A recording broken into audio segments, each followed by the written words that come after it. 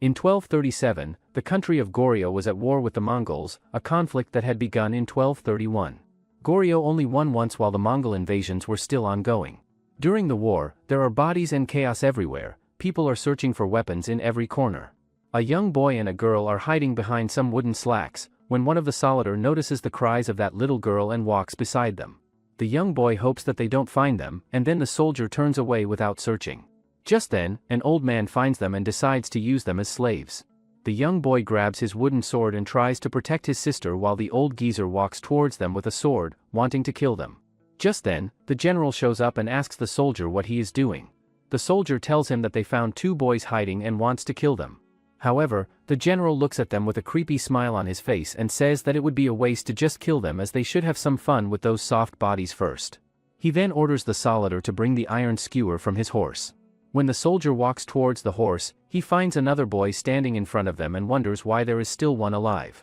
He also thinks that if he's not trying to run, he must be scared out of his mind. The general then asks the soldier about the boy, and he replies that he seems to be out of his mind. The general then orders him to kill him quickly and bring the skewer, before his mood dies. However, when the soldier tries to move, the young boy kills him in an instant. After that, the general completely loses his composure and comes charging at him with his sword raised, but the young boy reaches out and snaps the blade clean in half using nothing but one hand like it is made of nothing. Without missing a beat, he then uses just 2 fingers to deliver a precise and decisive strike that snaps the general's head back and puts him down for good. The young boy stands there in the aftermath and finds himself genuinely stunned by what just happened, his mind racing as he tries to process how effortlessly he just took down a Mongol general that everyone had spoken about with such fear and respect, especially given that the adults had always talked about a warrior in Goryeo who was so fearsome that even the Mongols themselves were afraid of him. The boy then turns away from all of that and walks over to where the young children are huddled together, and he takes a moment to acknowledge them and thank them for the courage they showed and for the way they managed to look out for and protect each other through everything. He then tells them in a calm and steady voice that he is going to go and deal with every last one of the threats still out there before coming back for them and asks them to stay hidden and keep out of sight just a little while longer until he returns. After that, the story steps back in time and gives us a look into the man's past, starting with the moment his older brother gave up his own life to protect him. During that difficult stretch of their lives they had been attacked on multiple occasions and were constantly on the run trying to survive, and during those times his brother had sat him down and told him everything he needed to know about who their father Mangiak really was as a person and the circumstances surrounding how he had died. Not long after all of that, the young boy ends up getting captured by a group of people and finds himself being handed a knife and thrown into a situation where he has no choice but to use it to defend himself against whoever comes at him. In the meantime, a guy is having a cup of tea in the building, saying winning the match is important, but in fighting arena, the spectator's opinion of how exciting the fight is matters just as much. A girl named Hongseal, who is the arena owner, tells him that a match between 6 ordinary slaves who haven't become his warriors or arena fighters yet, versus his man is a useless fight with obvious outcome. She also says that she can't agree to a match when she knew from the start she will be losing a deal. However, the guy says that he will pay her the price of 20 slaves whether she win or lose, and she won't need to pay out any winnings. Hongseal then realizes that this guy is completely insane. She then tells him that she appreciates the offer, but it doesn't fit with her arena's principles. Hongseal's assistant leans in and quietly lets her know that this particular guy has some seriously powerful people backing him up behind the scenes, and while she is not thrilled about the situation at all, she makes it clear that there is no good reason to go out of their way to make an unnecessary enemy out of someone like that. Hongseal's assistant then turns to the guy and tells him smoothly that they will get everything prepared right away and follows that up by asking which warrior he is planning to send into the match on his end. The guy responds by saying that he is going to put his own personal bodyguard into the fight, and just one look at the bodyguard makes it obvious that this person is on a completely different and dangerous level compared to anyone else in the room.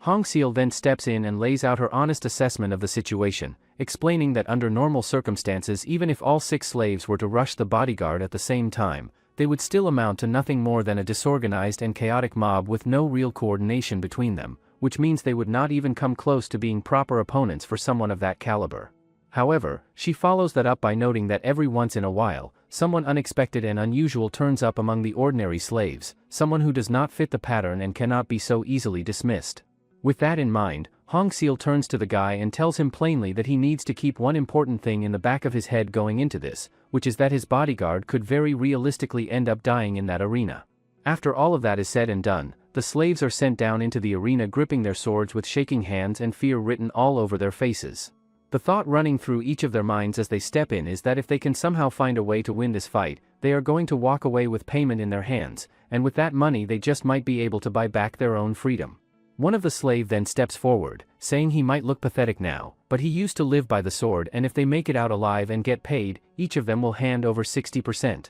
Right at that moment, the official's bodyguard comes marching in, and the sheer size of him is enough to make everyone stop and stare, with a giant sword gripped firmly in his hand that makes the whole situation feel even more intimidating than it already was. The moment the slaves get a good look at him, fear spreads through the group instantly, and they start questioning among themselves whether they could realistically stand any kind of chance against someone built and armed like that. The official, however, shifts his attention away from all of that and notices that there are only 5 slaves standing there in front of him, and another guy nearby quickly jumps in and tries to smooth things over by saying that it must have been some kind of mix-up and that the manager is going to fill that last empty spot right away without any further delay. Without wasting any more time, the official reaches over and hurls the young boy from before straight down onto the ground like he weighs absolutely nothing. Hongseal watches that happen, and the shock hits her hard as she struggles to process the fact that they are actually throwing a child to the ground that carelessly. The official's bodyguard then snaps into action and charges at the group of slaves with full force, and in the chaos of the attack he manages to catch one of them with his blade and slice through them. He then turns and moves toward the young boy, who in that split second of danger finds his mind flashing back to the memory of watching his brother die, and somehow that memory is enough to snap him into focus as he pushes his body out of the way and dodges the incoming strike. Seizing the moment, the boy pulls out his knife and starts landing blows directly on the giant's face one after another, refusing to back down despite the overwhelming size difference between them. The moment the young boy finishes off his opponent, the entire crowd absolutely erupts into cheers for him, losing their minds over the fact that he just pulled off something that even most of the seasoned and experienced fighters in this place have never been able to do. One particular guy standing there thinks back to the moment when that merchant first brought the boy to him and admits to himself that he had not known what to expect at all when he first laid eyes on him. The merchant had made a point of telling him that this was not the kind of boy you just toss aside the moment he picks up an injury, explaining that even with the wounds he was carrying at the time, the boy had not let out a single groan or sound of pain through any of it. The merchant had also pointed out that the way the boy kept bouncing back and recovering during his sleep was unlike anything normal, comparing it to the natural healing of a wild animal and suggesting that he seemed like someone who was simply born with the body of a warrior. The guy, however, makes it clear to himself that it was not the merchant's words alone that convinced him of any of this, but rather the sword wounds he saw covering the young boy's body with his own eyes that settled it for him. He thinks about how those particular cuts are the kind that only come from a long blade, the type of precise and powerful strikes that only someone at a master level would be capable of landing. He also lets himself think ahead a little, figuring that once this kid starts making a real name for himself out on that arena stage, there is going to be a whole lot of opportunity and attention heading his way because of it. It turns out this guy is none other than Wyrang himself, the vice owner of the entire arena operation. Meanwhile, on the other side of things, another official standing nearby cannot wrap his head around what he just witnessed, finding it almost impossible to believe that the young boy is moving with the kind of light and controlled footwork that belongs to someone operating at a master's level. Light footwork is when they use chi to speed up how fast their muscles contract and expand with repeated motion. It can be applied to running, making their speed jump dramatically. At a master's level, the speed of muscle movement increases even more, so their power goes up to a degree and their jumping distance grows. He also thinks that it's amazing to see that young kid can use light footwork at a level that even speeds up his sword swings. Hongseal then turns to Wyrang and tells him to get the place cleaned up and make sure the guest is properly seen off before anything else. After that is handled, the guard rounds up all the slaves and calls them over to head back inside after handing over their weapons, but the young boy completely ignores the instruction and just stands there like he is somewhere else entirely in his head. The guard figures the boy is just completely out of it and riding some kind of high from having just killed someone for the first time and decides to drive a kick straight into him to snap him back to reality. The other slaves watch that happen and the shock of it lands hard on all of them as they stand there not knowing how to react. Right at that moment, another guard walks over and lets them know in a completely flat that getting hit is just a regular part of life around here, and that people have died from a lot less, so they had better get used to it quickly. Then out of nowhere, the guard who had just kicked the boy suddenly notices something is wrong and looks down to find that he is bleeding, and the confusion on his face is obvious as he tries to work out where the cut even came from, eventually piecing together that he must have caught the edge of the sword the boy had been holding at the exact moment his kick connected. The young boy then slowly pushes himself back up onto his feet and drops straight into a fighting stance, and the sight of it catches absolutely everyone around him completely off guard and sends a ripple of surprise through the whole group. The guard who is now bleeding does not take any of that lightly and immediately gets furious, snatching up his sword and deciding that this boy has clearly lost every last bit of his mind after what he just went through in that arena. Before he could do anything, another official named Bar steps forward and tells the boy to put the knife down. The young boy is trying to take everything in but finds that he cannot really make out what Bar is saying to him properly, and he thinks to himself that his head is still foggy and not fully clear from everything that just happened. He takes a moment to look Bar over and notices that he is completely unharmed and is not even standing in any kind of aggressive or attacking stance, which leads the boy to figure that Bar does not appear to have any intention of coming after him. At the same time though, he is very aware that there are still other people around him who are actively trying to attack him, and on top of that he has no idea where he even is right now, so he knows he needs to keep his guard up no matter what and not let himself get caught off balance. One of the slaves then speaks up and tells everyone that the reason the boy is not responding is because he cannot understand what Bar is saying to him. The guards turn to the slave and tell him to go ahead and explain what he means by that. The slave then tells them that he had heard the boy talking to himself at some point, and that when he did he was speaking in the Goryeo language. The slave follows that up by mentioning that he himself actually knows how to speak Goryeo, and offers to give it a try and see if he can get through to the boy by communicating with him in his own language. Deep down the slave is genuinely frightened about stepping forward and putting himself in the middle of a tense situation like this one, but the fact that this boy had just saved his life makes it impossible for him to just sit back and do nothing when he might actually be able to help. Bar takes that in and gives the slave the go-ahead, and the slave then slowly makes his way toward the young boy. He thanks him for fighting as he and the others were able to live. He then says that the fight is over now, so he should put that knife down. However, the young boy gets even more mad because he couldn't even save his brother. The boy ends up giving the weapon, and Bar thinks that what surprised him more than his light footwork was how bold he was. Later on, Hongseal pulls Bar aside and asks him what his honest take is on the young boy, and Bar gives her a straightforward answer, telling her that if the question is purely about whether the boy's skills are good enough to bring in profit for the arena then yes, he clears that bar without any problem, but if she is asking whether he fits what she is truly working toward in a deeper sense then he falls short of what she is looking for. Bar then goes into more detail and explains that when someone reaches a high level of skill at a young age, people tend to throw the word genius around pretty freely to describe them, but in his view that is not what real genius actually looks like. A true genius, he says, is someone who climbs to a level that nobody else can even come close to reaching or touching. Bar also points out that the boy has already stepped into the killing ground of the arena and made himself impossible to ignore in the process, which means the fights are only going to keep coming at him one after another from this point forward. On top of that, he notes that unlike the bodyguard the boy faced before, there are plenty of fighters spread throughout the mid-level arenas who are more than capable of reading and reacting to his speed without getting caught off guard by it. Hongseal then thinks through the implications of what Bar is saying and asks him whether sending the boy somewhere better would essentially just be the same as letting him walk free. Meanwhile, in a completely different part of the grounds, the slave from before finds a moment to talk to the boy and fills him in on just how massive the arena world around them really is, explaining that there are hundreds of arenas operating in this region alone and that because of that people have taken to calling the whole area the arena province. After that, some of the guards drag the prisoner out of the area, while a chief who has just finished putting together a meal for everyone brings it out to serve. The chief thinks to herself that even something as straightforward as making a single wok of fried rice becomes a whole production when you are surrounded by nothing but grown men all day long. She then glances around the space and spots the group of slaves that came in just yesterday, and right away she figures that they are about to use discipline as a convenient excuse to go ahead and bully them all over again like they always do. Then something catches her eye and stops her thoughts in their tracks, as she notices the young boy standing there among them and finds herself wondering what exactly he is doing in a place like this. The young boy meanwhile is taking in his surroundings and looks up above him, quickly realizing that the ceiling is completely blocked off and sealed up with no way through. He then starts quietly wondering to himself whether this whole place is supposed to be some kind of training yard. Right at that moment, another guy makes his entrance into the space, and the guard standing nearby tells him that he went ahead and gathered all the slaves together specifically to introduce them to him.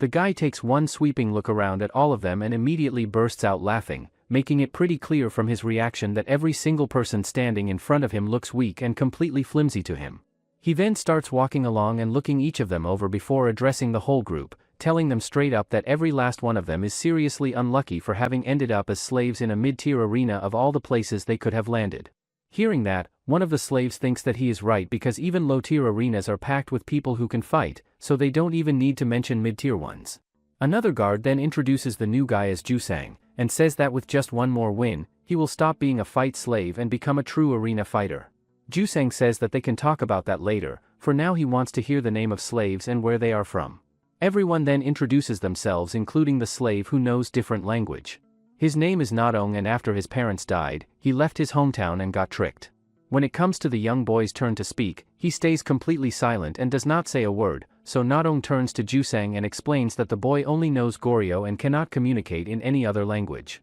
Nadong then switches over and starts talking to the boy directly in Goryeo, telling him that he needs to go ahead and give his name and explain how he ended up in this place. The boy, however, makes it clear that while he is willing to share his name, he is not comfortable doing it in front of all of them and does not want everyone present to hear what he has to say. He also calls out what is happening around them, saying that this whole setup is not any kind of real training and that they are just gathering everyone together as a way of intimidating and scaring them into compliance. Nadong is genuinely caught off guard by that response and stands there for a moment thinking that there is absolutely no way he can just turn around and repeat any of that out loud to the others. So instead, Nadong turns back to Jusang and tells him that the boy said he only just woke up recently and that he has not been able to remember his own name yet. That explanation does not go over well at all, and Jusang immediately gets furious and responds by slapping Nadong hard across the face. Around the same time all of this is going on, Bar is up in his room and picks up on the sounds of the commotion happening below, and the chief walks over and tells him that he should head down and go take a look at what is going on for himself.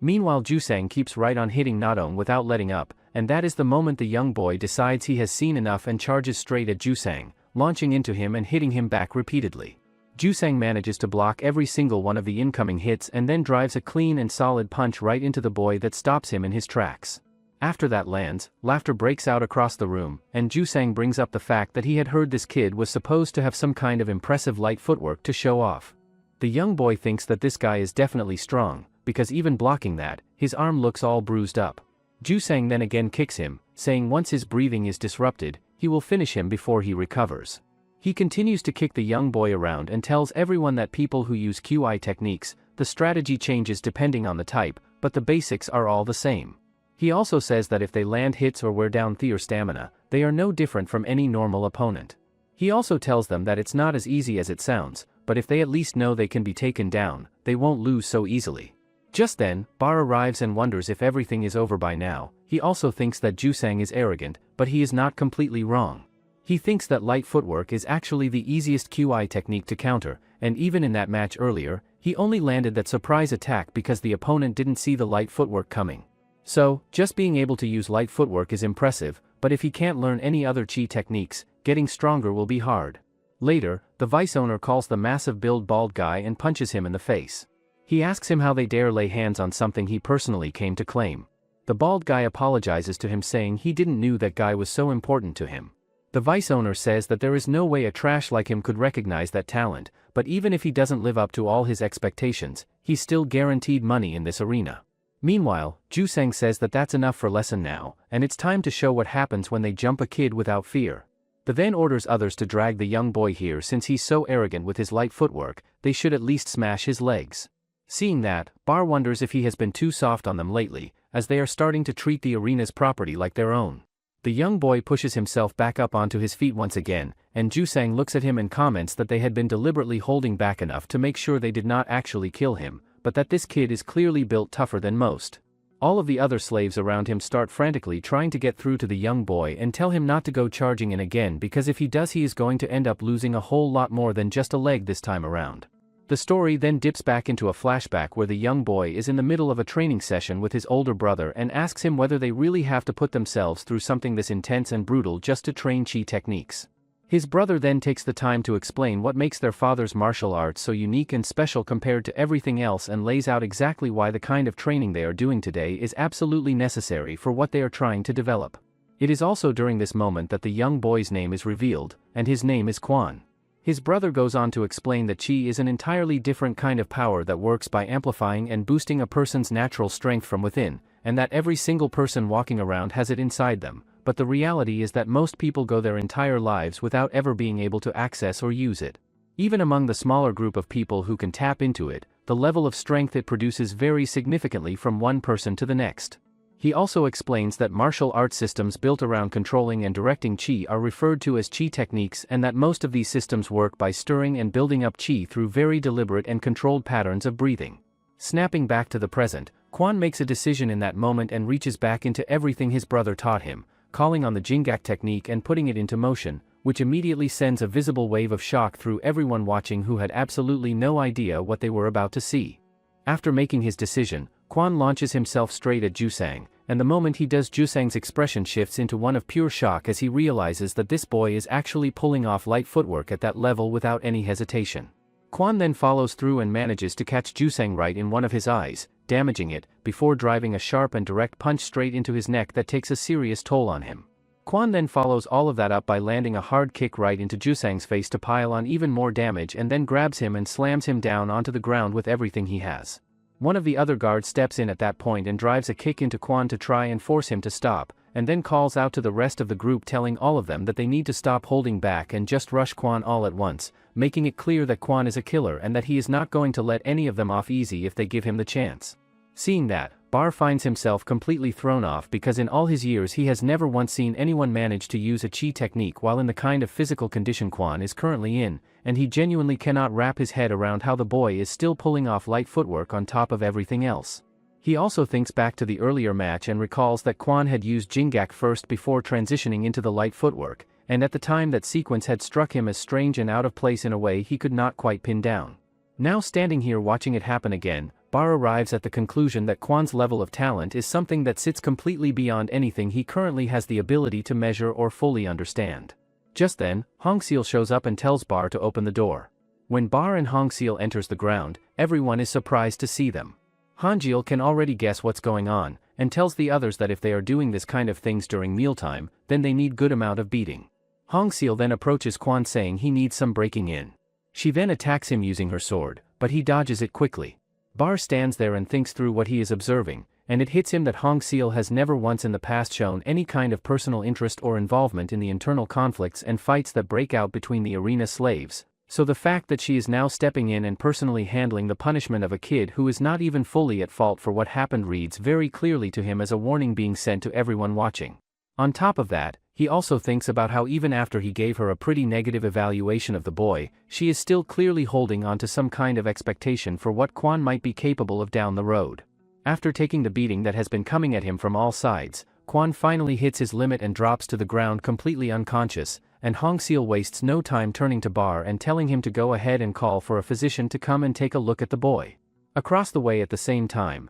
the chief finally lets out a long breath of relief now that she has actually gone ahead and spoken to Hongseal about the whole situation, and even though Quan ended up getting beaten up pretty badly in the process, she takes some comfort in knowing that something like this is not going to be allowed to happen again going forward. Sometime later, Nadong finally comes back to consciousness and opens his eyes to find himself wrapped up in bandages from head to toe, and notices right away that whatever he is lying on feels surprisingly soft beneath him. He then pulls his gaze around the room and the shock hits him instantly when he realizes that Hongseal herself is sitting right there in the same space as him. Nadong then snaps his head away as fast as he possibly can the moment he realizes that Hongseal is actually in the middle of changing her dress right there in the same room. The maid standing nearby points out that she had told Hongseal to go somewhere else to get changed just in case he happened to wake up while she was doing it, but Hongseal brushes the whole thing off and says plainly that she could not care less whether someone like him catches a glimpse of that. Nadong then shifts his attention and notices that Quan is sitting right there beside him, and asks him in a confused and groggy voice where exactly they are and how they ended up here. Quan fills him in and explains that the lady had brought in a doctor and made sure that both of them got properly treated and taken care of. That information hits Nadong in a way he clearly was not expecting, and he sits there struggling to wrap his head around the idea that there is actually someone operating within this arena who has the freedom and the authority to just go ahead and get arena slaves treated like that whenever she sees fit. It also starts coming back to him that on the very first day they were brought to this place, everyone around them had been greeting her as the owner of the whole operation. Nadong then turns toward Hongseal and immediately starts apologizing and asking for her forgiveness as fast as the words can come out of his mouth, but Hongseal simply tells him to stop talking and be quiet. As she looks over at Quan, however, something catches her attention and gives her pause, which is the fact that Quan is not trembling or cowering in front of her the way every other arena slave she has ever encountered would be in this situation. She also finds herself thinking back and recalling that even while he was in the middle of taking a serious beating, he never once flinched or showed any visible sign of fear throughout the whole thing.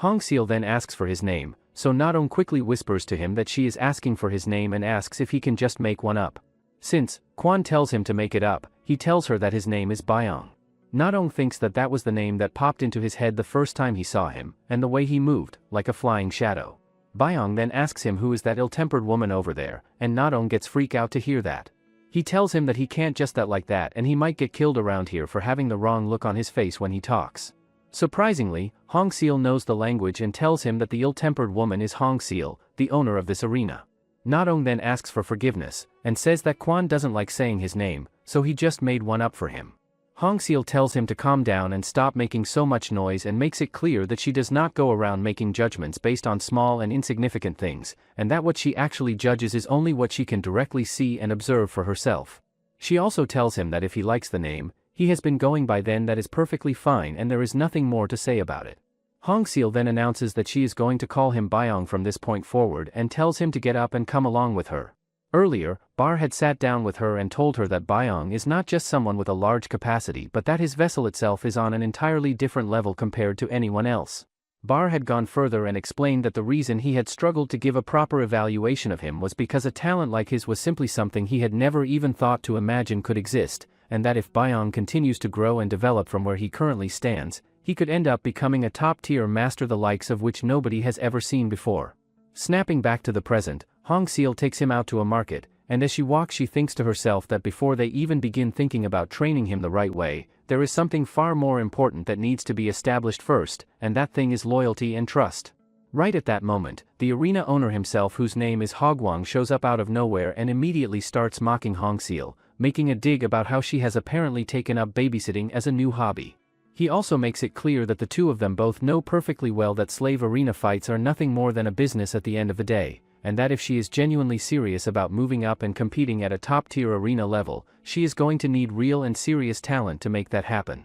He then steps aside and introduces his own slave, whose name is Jayong, someone he says he went out and personally scouted himself. Jayong takes one look at Byong and says that he looks so completely weak and underwhelming that if he does not turn around and run away right now, he could end his life right here on the spot with a single blow. Byong's response to all of that is not exactly what anyone was expecting, as he simply starts yawning and casually mentions that sitting around listening to people chatter away in some language he does not understand has a way of making him feel incredibly sleepy. Hongseal then turns to the other guy and smoothly explains that this kid is not really one for long conversations and follows that up by saying that the two of them need to get moving because they are already running behind schedule. Jayong then leans over to the guy and asks whether he wants him to just go ahead and take the kid out right here and now, but the guy tells him to hold off and wait, explaining that people are going to start paying closer attention to and watching out for Byong's chi technique now that they have seen what he can do, so for the time being Jayong should put all of his energy into his own training and development. Meanwhile, on the other side of things,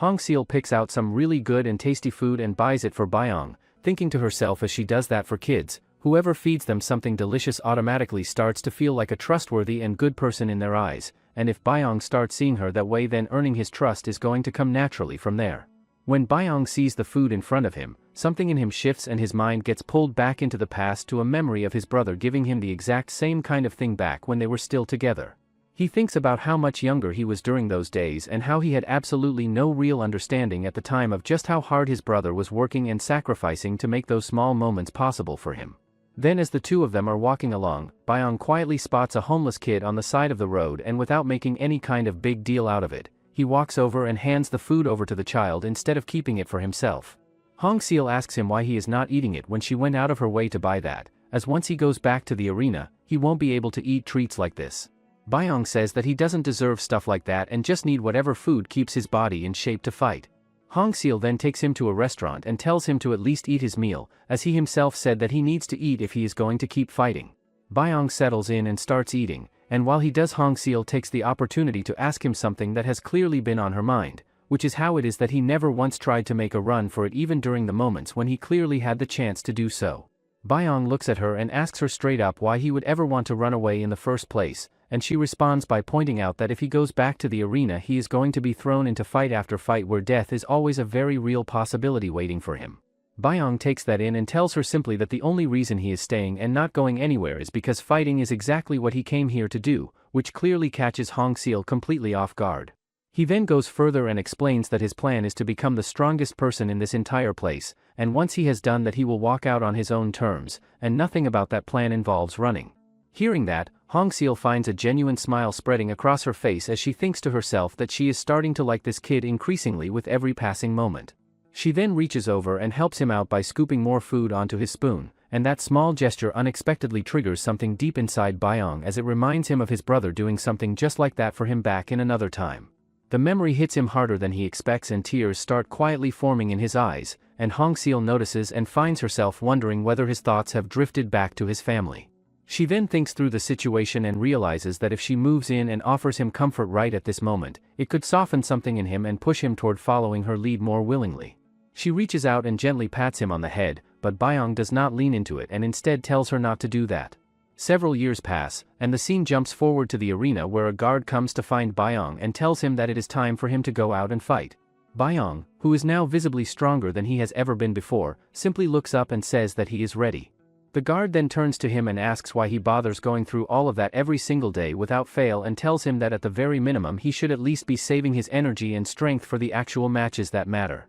Byong simply replies that what he just did was nothing more than a warm-up to get himself loose before the real fight gets underway. The guard does not let it go and starts up with the mocking again, so Byong does not waste any time and tells him straight to his face that he is so far above him in terms of strength that he could put him on the ground and knock him out in a single shot without breaking a sweat. On his way out to the arena, Byong comes across a group of the other slaves who let him know that they have all come out to watch his match and cheer him on. They also open up a little and admit that while they have managed to stay alive up to this point, the reality of their situation is that any given day could be their last and there is nothing they can do to guarantee otherwise. Byong listens and then tells them plainly that whoever he is being put up against today is not something they need to spend any energy worrying about because he is going to handle it, and that their focus should be on looking out for themselves instead. Nadong stands there listening to all of this and thinks quietly to himself that they all already know deep down just how far above them Byong really is in terms of ability, even without him ever having to say it out loud. But at the end of the day, no matter how strong he gets or how many fights he wins,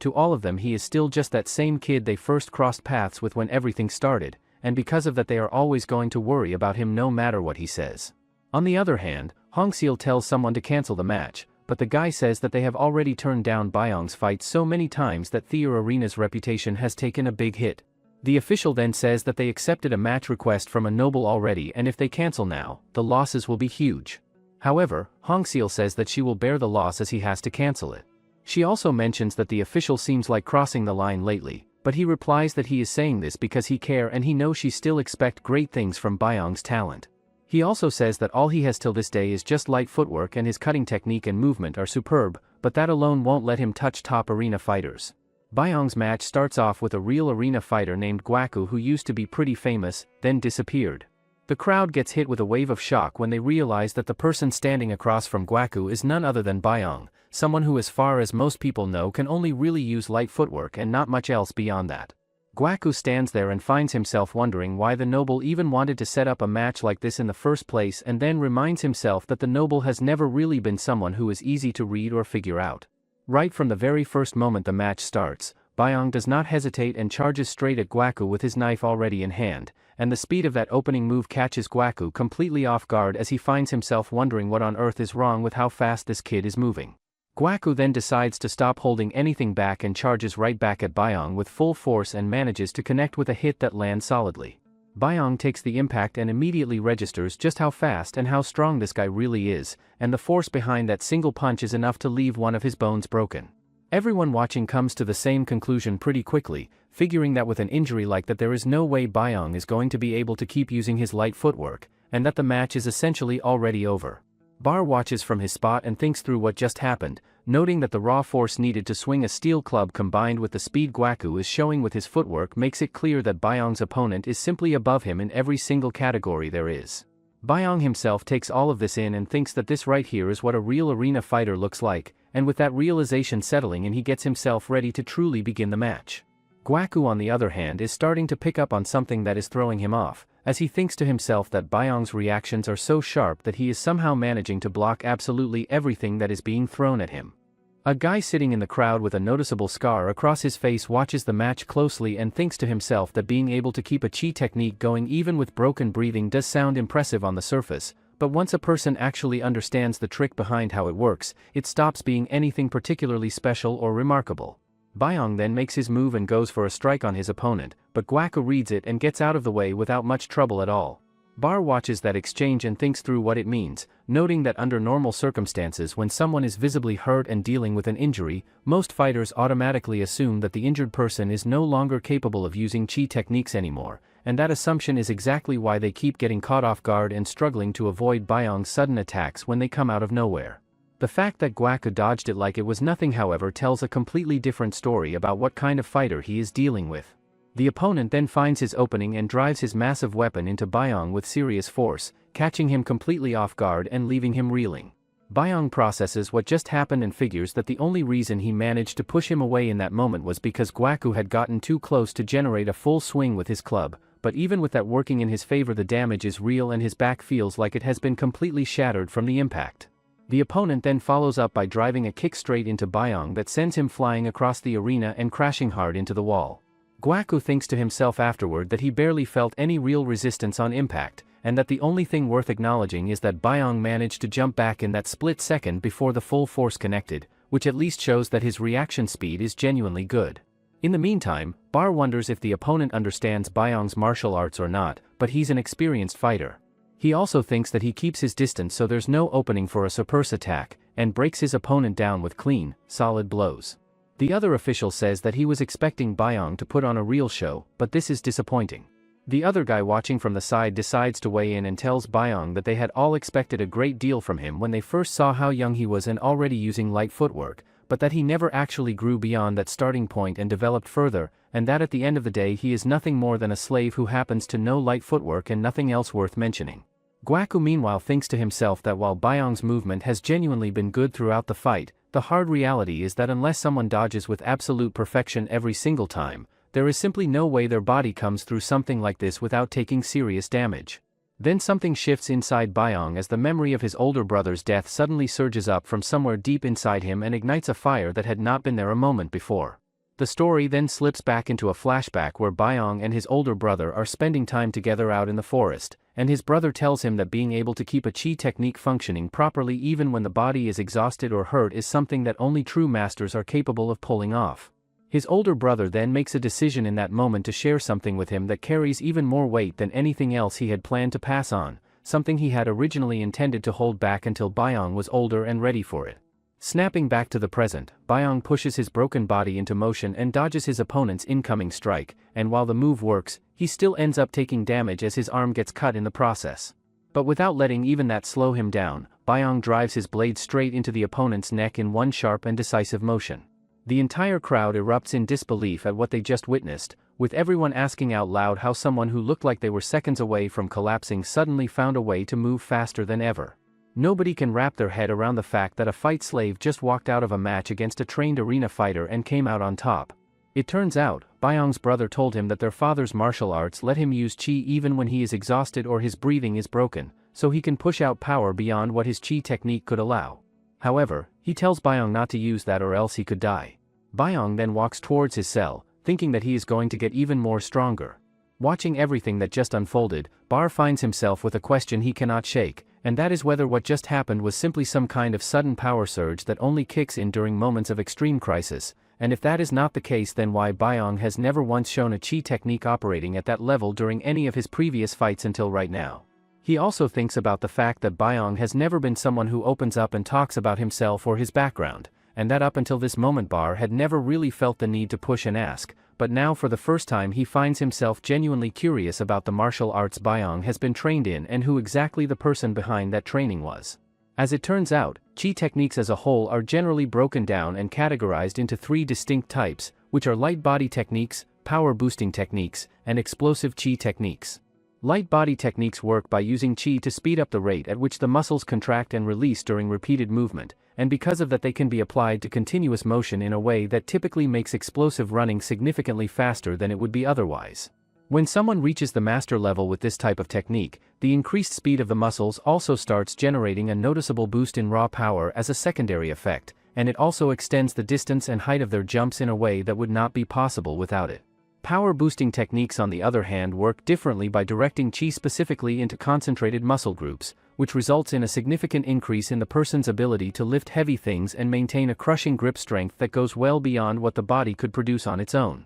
In the same way that light body techniques are built for sustaining speed across continuous movement, a master of power boosting techniques is actually capable of pulling off a single explosive jump that goes faster and farther than even a master of light body techniques could manage in that same one-time burst. Bar then turns his attention back to what he just witnessed and thinks about how what Byong is showing right now with his light body technique is not simply faster than what his opponent can keep up with, but that the speed he is reaching is something that by all rights should only be achievable by someone who has mastered power boosting techniques, which makes what Byong is doing even harder to explain or categorize. Hongseal then cuts through Bar's thoughts by telling him to go and get the physician over to Byong right away since he needs to be back on his feet and ready to go as soon as possible. Bar however finds his mind drifting as he thinks about how Hongseal must have picked up on exactly what he did when it comes to Byong's light body technique, and he finds himself wondering whether she is going to go ahead and place another bet on that talent of his and commit to training him properly this time around. Meanwhile, another arena fighter by the name of Yuan makes his way over to Byong and tells him straight up that he had been hearing rumors going around about a fight slave who was supposedly able to use light body techniques, but that he honestly never expected the reality of it to be anywhere near as impressive as what he just saw with his own eyes. He also says that if he beat him, he can become an arena fighter here on the spot and asks if he wants to give it a try. Byong just walks by him saying if he moves to another arena he might think about it. Later, Byong gets checked up by a physician who tells him not to move too much for a while, or else the bone won't set properly. Hongseal then arrives and hits Byong in the head out of nowhere, saying if he is going to train by jumping into life or death matches, he might as well say he want to die. Just then, a granny shows up who is the arena overseer and says that they should bury Byong here and end it. After that, Bar arrives and informs Hongseal that the vice owner forced another reckless match. As it turns out, the other slaves find themselves going up against a mysterious guy whose face is partially hidden and carries a noticeable scar across it. One of the slaves thinks to himself that if this person is an actual arena fighter then he is going to be dealing with someone on a seriously dangerous level of strength. The mysterious guy then reaches up and pulls off his mask and hat, revealing his face, and makes it clear that he is going to come back and kill everyone connected to this arena sooner or later, and that for today he is willing to settle for what he has already done. Nadong takes one look at the exposed face and something clicks immediately as he recognizes the guy as the exact same person who had attacked him before, and even though the scars scattered across his face make him look different enough to cause some initial confusion, Nadong is certain without any doubt that he is looking at Jusang. Meanwhile, Hongseal pulls Bar aside and asks him whether the vice owner is still in the middle of meeting with the Lord at this moment, and Bar confirms that the match currently taking place is also being fought against one of the Lord's own fighters. Byong then makes the decision that he is going to get involved in the fight as well and starts moving, but the chief steps in and tells him firmly that he needs to stay put and rest his body instead of pushing it further. Byong does not pay any attention to that and keeps going anyway, completely ignoring what she said. The granny gets even more heated about it and says out loud that he is getting colder and more distant with every passing day, and that no matter how well they treat him or how much care they put into looking after him, he never once shows any appreciation for any of it. The granny then says that if he were only cold, she wouldn't give a damn, but the problem is, when he first came in, she ended up watching him with her. She also says that he was strange from the start, and one day, he gave his own blanket to someone who was sick, and another day, he gave his meal to someone who'd grown weak. She also brings up the fact that whenever he comes across someone bullying or picking on those who are weaker and cannot defend themselves, he does not think twice about it and knocks the offender away without any hesitation whatsoever. She then adds that she has seen a whole lot of different things and all kinds of people throughout her life, but that he is genuinely the only person who has ever managed to shock her the way he does. The granny also points out that in a place where simply keeping yourself alive from one day to the next is already a hard enough challenge on its own, she has never once in all her time there seen anyone actually take it upon themselves to look out for others the way he consistently does, and that is something she has never forgotten. Back down on the ground, one of the slaves tries to reach out to Jusang and asks him how he has been doing all this time and then tells him that they really need to go ahead and bring the match to a stop before things get any worse. Jusang does not respond to any of that and simply reaches down and straps on his knuckle bar without saying a word, making it perfectly clear that stopping this fight is the last thing on his mind. He then launches himself straight at one of the slaves and connects with a hit that sends the guy crashing hard to the ground with serious force. Another slave steps forward and demands to know why Jusang is trying to turn this into a real and full-blown fight that none of them are going to be able to walk away from in one piece. Rather than giving any kind of answer or explanation, Jusang just charges directly at him and swings a punch without hesitating. In that same moment, one of the more massively built slaves decides to step in and goes for an attack on Jusang, but Jusang catches him with one hand, stops him completely in his tracks, and sends him flying without breaking a sweat. At that moment, Byung arrives and gets shocked, thinking that there is no way the slaves can beat someone like him. After everything that just went down, the crowd buzzes with the collective realization that if Jusang is an arena fighter who has mastered power-boosting chi, then 5 fight slaves standing against him amounts to absolutely nothing, and the outcome was never really in question. One of the slaves stands there thinking about how Jusang was already dangerously strong before any of this, and now on top of that raw strength he has gone and added power-boosting chi to his arsenal, which makes him an entirely different and far more terrifying threat than he ever was before. Byung stares at him and thinks to himself that this is without a doubt the same guy he went up against back in that earlier fight, and that he is completely certain that Jusang had not been able to use any kind of chi at all during that encounter. That realization then turns into something that eats at Byung from the inside, as he gets furious with himself for having stayed stuck at the same level while Jusang somehow went out and managed to master power-boosting chi within just a few years of time. The vice owner watches the whole situation unfold from where he is standing, and his thoughts drift back to the time when Jusang had caused a serious problem at the arena, recalling that since he had been right on the edge of earning his freedom at that point, they had decided to let him walk away without any real punishment. Since he left with absolutely nothing to his name, the vice owner figures he probably never got access to any kind of proper treatment or care for his injuries during that time. At that moment, Hong Seal comes walking in and does not waste a single second before reaching out and slapping the vice owner hard across the face, demanding to know what exactly he thinks he is doing when she had already made it crystal clear to him that crossing the line was not something she was going to tolerate. The vice owner asks her if he not have this much of authority and says that she may have founded this arena, but he invested a lot of connections and money into it. He also says that if she is throwing a fit over something this small, he can't help but wonder what she will do if he really crosses the line. Bar then shows up and says that he don't know much about arena rights or politics, but his disrespect towards the owner ends here. Yuan then steps forward and say that fighters should be fighting fighters and tells vice owner to step back. Yuan then tells Bar to call on him anytime he need, as he will fight him even without pay. Bar speaks up and says that he has been away from the arena scene for long enough that people have apparently started feeling comfortable enough to look down on him without any hesitation. One of the officials standing nearby takes notice of Bar and thinks back to what he knows about him, recalling that Bar was an arena fighter who somehow ended up stuck competing at a mid-tier level, but that the rumors going around about him suggest that his actual ability puts him on the same level as the fighters operating at the very top tier of the game. What happens next catches everyone off guard as the fight continues and Jusang starts absolutely brutalizing the slaves one after another with the knuckle bar still strapped onto his hand, tossing people around like they weigh absolutely nothing and leaving everyone watching completely stunned by the level of force he is throwing around so casually. Byung watches and thinks to himself that because of the club Jusang is carrying, he has not been able to land a clean and decisive hit on him, but if things keep going the direction they are heading, then something is going to have to change fast. Byung then raises his voice and tells Jusang directly to drop what he is doing with the slaves and come fight him instead, but Jusang just looks over at him and says that judging by the reaction he is getting from Byung right now, this whole situation sounds like it is only going to get a whole lot more entertaining once he finishes off every last one of them first. Jusang then turns and walks deliberately over to one of the slaves, reaches down, and wraps his hand around the slave's neck. Watching the situation spiral further out of control, Byung starts to panic inside and thinks to himself that he has to find a way to do something about this right now, because no matter what anyone says to Jusang, he is simply not going to stop on his own.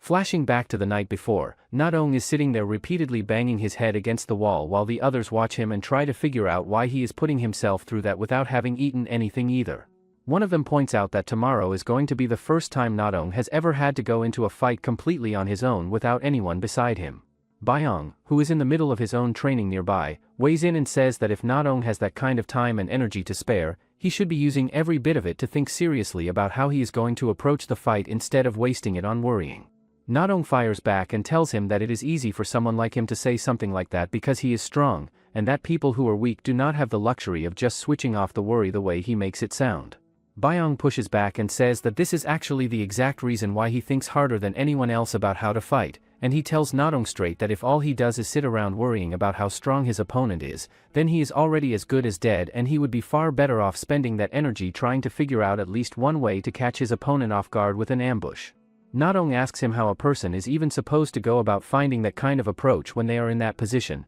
and Byong admits honestly that even he does not have a clear answer to that. He then tells them to work it out themselves, pointing out that between all of them they know a wide variety of different things and that they are smart enough to figure something out if they actually put their heads together and try. He also says that a good technique or weapon for surprise attacks, if their ambush works once, they win. Back in present, Jusang is holding on to Nadong's neck, who thinks that for an ambush, hidden weapons would be best, but hidden weapons are banned. So, one of the ideas he came up with was this, that if the weapon is out in the open but hard to notice, then he is not breaking the rules. Using a blade on Nadong's foot, he hits Jusang, who gets injured and drops Nadong. Jusang wonders how he had a blade in his shoe, and Byong thinks that it was a weapon that's visible but hard to spot, and Nadong landed a perfect hit. He also thinks that now Jusang can't properly use power boosting chi and they have a chance to win. Jusang then moves to go after another slave, but before he can get there one of the slaves releases an arrow that flies straight into his kidney and stops him in his tracks. The story then dips back into a flashback where Bar had sat all the slaves down and told them that starting from the absolute basics would normally be the ideal approach,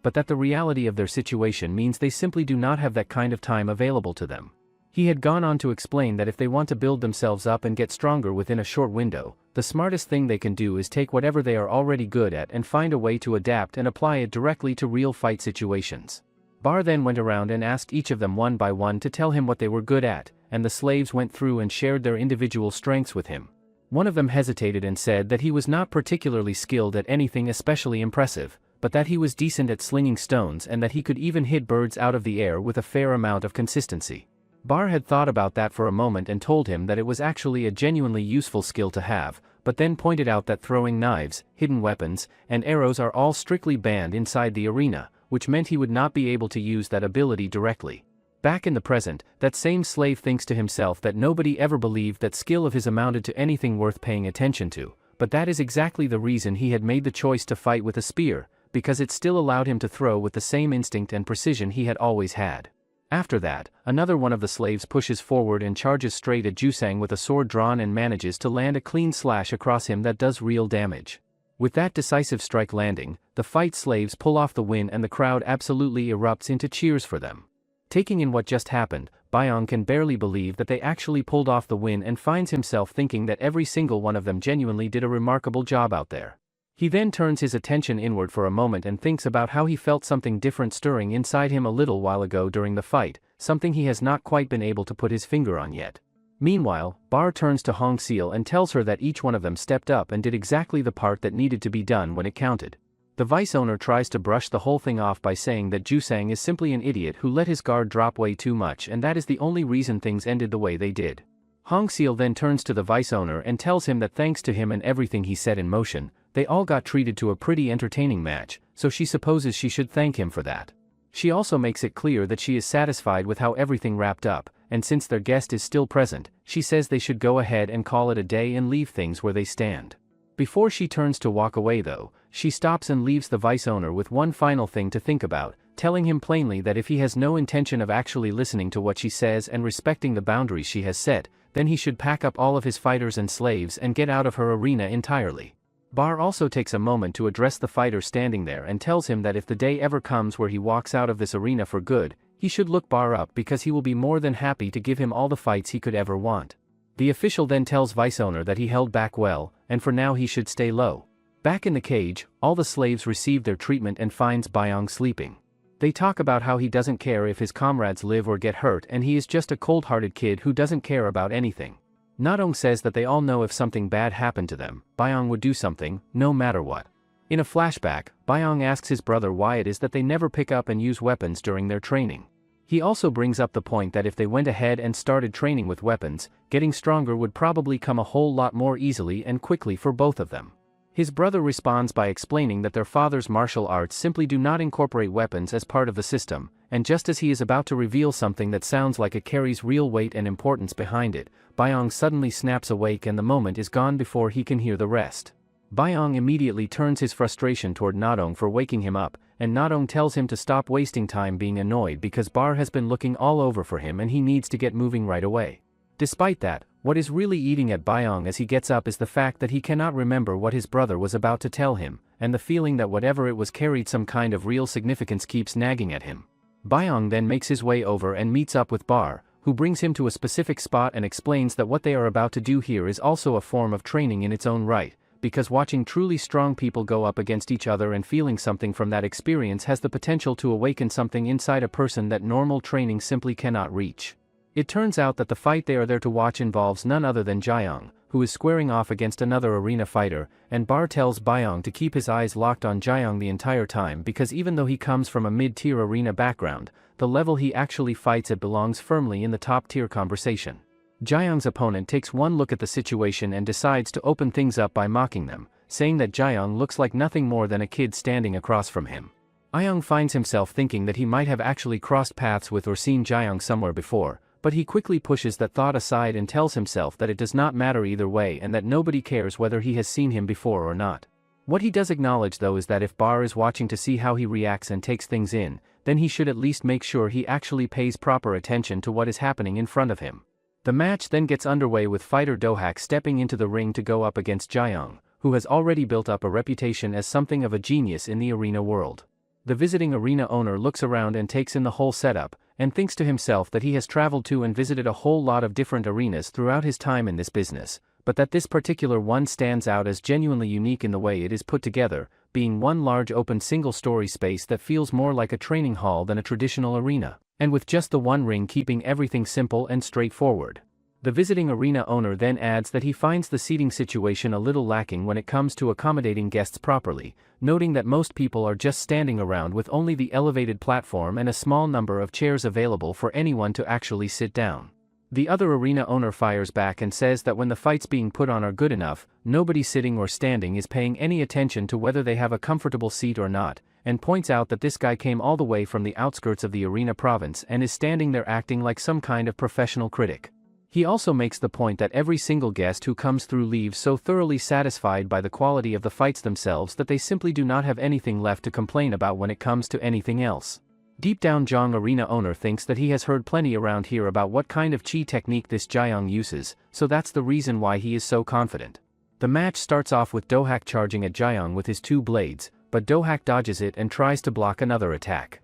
Dohak gets surprised to see that his arm didn't get cut off. Surprisingly, Dohak's sword breaks on the ground, and he thinks that he heard Jaeyoung used body hardening chi, but he still can't cut him with his great sword. It turns out, body hardening chi is the technique that makes the muscles harder by circulating chi. Seeing that, another arena owner also gets surprised thinking that he has never seen body hardening like that before. However, the arena owner thinks to himself that the level of body hardening Jaeyoung is displaying is something that only a handful of the very best fighters operating in the highest ranking arenas have ever been able to achieve, and that there is simply no way someone running a backwater mid-tier arena like this one has ever come across anything like it before in their life. Dohak then makes another attempt and comes at Jaeyoung with a different sword, but that one breaks apart just as easily as the last one did without doing anything meaningful. After that, Jaeyoung drives his bare hand straight into Dohak and stabs through him, and even after the outcome of the fight has been decided and it is clearly over, he keeps right on going and continues attacking Dohak without pulling back at all. Bar then turns to Byong and asks him whether he is starting to see just how much the type of chi a fighter uses matters in a real fight, pointing out that no matter how refined and sharp someone's light footwork gets, they are still going to have a seriously hard time getting the better of someone built and fighting the way Jaeyoung does. He also tells him that watching a genuinely strong opponent in action should serve as a valuable lesson on its own, and that simply knowing what a fighter operating at a higher level looks and feels like and experiencing that pressure firsthand is enough to push someone's growth in ways that regular training cannot always reach. Byong, however, does not respond to any of that and simply turns around and walks away without a word, thinking to himself that he grew up watching his brother fight and train at an extraordinary level every single day, and that what he just saw is honestly not going to come close to lighting any kind of fire under him or motivating him in the way Bar seems to think it should. Few days go by and Byong continues to train even more harder that even surprises the other cellmates. One of the slaves even mentions that he should do that in the training yard, but he keeps doing it whenever he's not sleeping, so it's uncomfortable for them as well. Nadong puts his hand over his mouth saying if he keeps it up, Byong might get really mad. Nadong thinks that something is definitely wrong and how he always felt like he was hiding his anger before, but this is the first time he has seen him bare his fangs alone like that. In a flashback, Byong's brother is training in the forest by breaking trees as if they are piece of cake, and Byong asks him when he will be able to do this too. Byong's brother tells him that he will need to use power-boosting chi and body-hardening chi first. That makes Byong excited. Byong's brother then explains that their father's martial arts can only be learned by someone with the talent to feel both body movement and the flow of chi very precisely, and not just anyone can learn them, but once he passed the first step creating the flow of chi through Jingak, he can use light footwork, power boosting, and body hardening chi. He also says that if he builds a feel for strength by training how he uses its power every day and get used to adding the flow of chi to his movements with light footwork, then all chi techniques becomes possible. Back in present, Byong thinks that he CNA use strength like brother, and he can use light footwork like brother, but he is furious about not being able to use another chi. Right at that moment, Hongseal shows up and asks Byong straight up whether what he is doing right now is him taking out his frustration or whether it is actual focused training. She also brings up the fact that watching that fight alongside Bar the other day clearly got to him in a way she was not expecting, and says that she genuinely cannot believe that seeing someone that strong was enough to shake him and put fear into him the way it apparently did. Byong looks at her and says once again with complete conviction that he is never going to let anyone beat him, plain and simple. Hongseal then turns and walks away, and as she does she thinks to herself that she would love nothing more than to give him more time to develop at his own pace, but looking at the way things are shaping up it is becoming increasingly clear that time is not something they have any more of, and that he is going to have to find a way to push himself to the next level on his own without waiting for it to come naturally. Meanwhile, the vice owner pulls aside a fellow associate and asks him whether he got the weapon sorted out the way he had been told to. The fellow man confirms that he made sure weapons only reached the people who are loyal to and following the vice owner, and that everything else was set up to be kept hidden away out of sight. The vice owner then tells him that when he gives the signal later today, everything gets set into motion and they move forward with the plan. That catches the fellow man completely off guard and the shock registers clearly on his face. The vice owner then lays out exactly how things are going to go, telling him that the owner is going to be taken alive while everyone else is simply going to die. At that exact same time, Jiang's owner makes his way over to Hongseal and informs her that he is there to put forward a challenge with his representative Bar as the target. Hongseal speaks up and tells him straight that Bar is not operating at a mid-tier arena level at all, and the other guy responds by saying that the same thing applies to their side as well and that they should not be underestimated either. Hongseal thinks to herself that she already knows full well how impressive Jiang's body-hardening chi really is, but that the other guy is coming in with an awful lot of confidence that she finds a little hard to just take at face value. She then lays out the terms and reminds everyone that one of the fundamental rules of the arena province is that the side being challenged is the one who gets to set the stakes, and she announces that she is going to put up 10 gun of silver on top of whatever the spectators bring in through their own bets. The other arena representative accepts the terms of the match without hesitation, and the energy in the room shifts immediately as everyone around them waits desperately and impatiently for the whole thing to get started. The vice owner then makes his way over to Hongseal and brings up the fact that he heard a match has been arranged and set up. Hongseal looks at him and tells him plainly that once the bookkeeping gets wrapped up and settled he will be leaving the arena, and that there is really no reason for him to hang around any longer than that. As it turns out, Jiang's owner has already gotten exactly what he came for out of this single match, and a large part of that is thanks to the vice owner and the role he played in making it happen. He also thinks back and recalls that ever since word reached him that a woman had gone ahead and opened up her own arena and was running it herself, he had wanted to get his hands on it and take it for himself from the very beginning. Meanwhile, on the other side of things, Byong makes his way over to where Bar is and tells him that he heard a fight was being set up and that is exactly why he came to find him. Bar then asks him if he is worried about him, but Byong replies that he would have been worried if it was someone else, but now he is not. Bar thinks that he is all prickly again, which shows that he is back to normal. He also mentions that he knows that after seeing that body-hardening chi, he locked himself in training without saying a word for days. Byong says that he didn't feel motivated or shocked by that, but Bar says that if he truly felt nothing after seeing a master of body-hardening chi, that would only mean he has already grown up watching something far beyond that. Bar also says that by the time Byong was still just a little kid, he had already completed most of the foundational development that a warrior needs to go through, which meant there was not a whole lot that Bar himself could actually step in and teach him that he did not already have. He goes on to say that Byong already possessed all the physical ability required for real combat, and that his light footwork was sitting at a remarkably high level even back then. Bar also points out that without ever having anyone formally guide or instruct him in it, Byong's light footwork has climbed all the way to the level of a top-tier master entirely on its own, and that the people out there who only respect and value the raw and visible power of techniques like power boosting and body hardening are simply never going to give that the acknowledgement it deserves.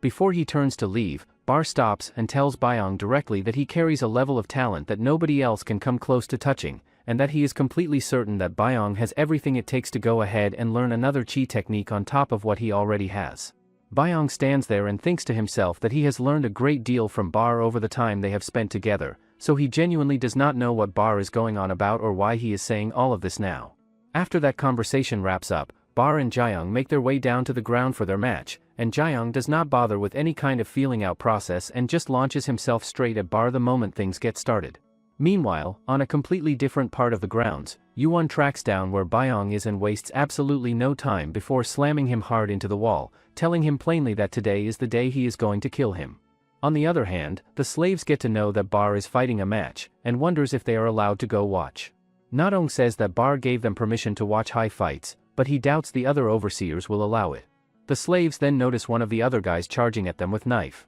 The bald guy then approaches the kitchen and tells the chief that the owner said to clear away the dishes in the training yard and bring over every blanket they can find. Earlier, the vice owner told him to gather anyone close to the owner in the training yard as much as possible because he wants some people to die in front of Hong Seal before killing everybody else. Jumping back to the fight, Jaeyoung keeps right on coming at Bar with the same sharp and precise movements he had been putting on display during his previous match, not showing any signs of slowing down or changing his approach. During one of the chaotic exchanges, Bar manages to get a solid grip on Jaeyoung's arm, and as he does he finds himself thinking about just how incredibly difficult it is to bend the arm even slightly, which tells him a lot about what he is dealing with. Jaeyoung then uses his free arm to sneak in and land a cut on Bar's arm, but Bar responds immediately by grabbing him and hurling him hard into the wall with everything he has. The crowd watches that happen and a wave of surprise ripples through everyone there, because seeing the legendary Bar actually send someone flying into the wall like that is not something people get to witness every day. Hong Seal watches and thinks to herself that while Jaeyoung's body hardening chi is genuinely impressive and hard to dismiss,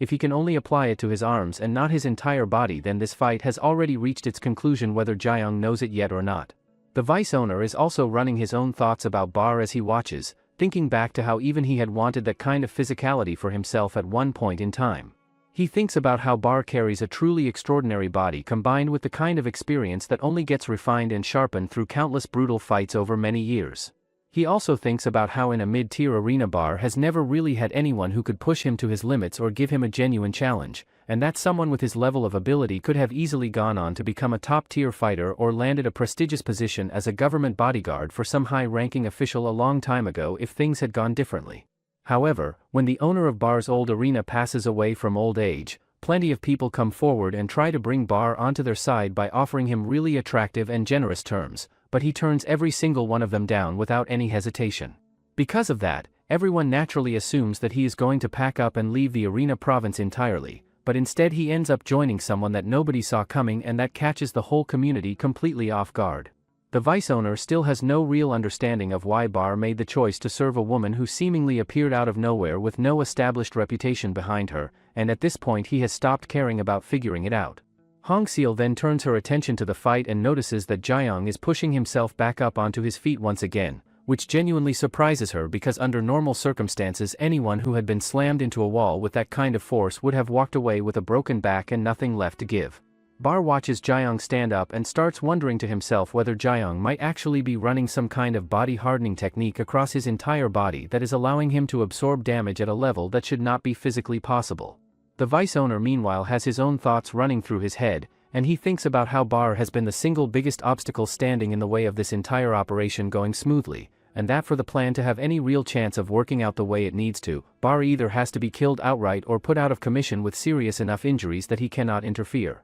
Right at that tense moment, a mysterious figure slips in and presses a cloth soaked in something against Hong Seal's nose, and she loses consciousness almost instantly. At the exact same time on the other side of things, Bar manages to drive Jaeyoung crashing hard into the wall once again with another powerful and decisive strike. The vice owner turns to the official and comments that the fight is getting more and more entertaining to watch with every passing moment and says that it is genuinely a shame that he has to step away from it. He then tells the official that he is going to go ahead and take control of the Lord's property and make sure she gets delivered safely to his house, and that once the match wraps up the official can head straight back without any issues. The match then continues and Bar puts on a display of raw and impressive strength that leaves Jaeyoung with virtually no room to fight back or create any kind of opening for himself. As the exchange goes on, Bar takes note of something specific about Jaeyoung and notices that his fingertips are as sharp and precise as blades while his fists carry the kind of crushing density that makes them feel like iron clubs when they connect. The official then turns to the vice owner and points out that Bar appears to have the clear upper hand in the fight and asks whether he is comfortable with how things are going.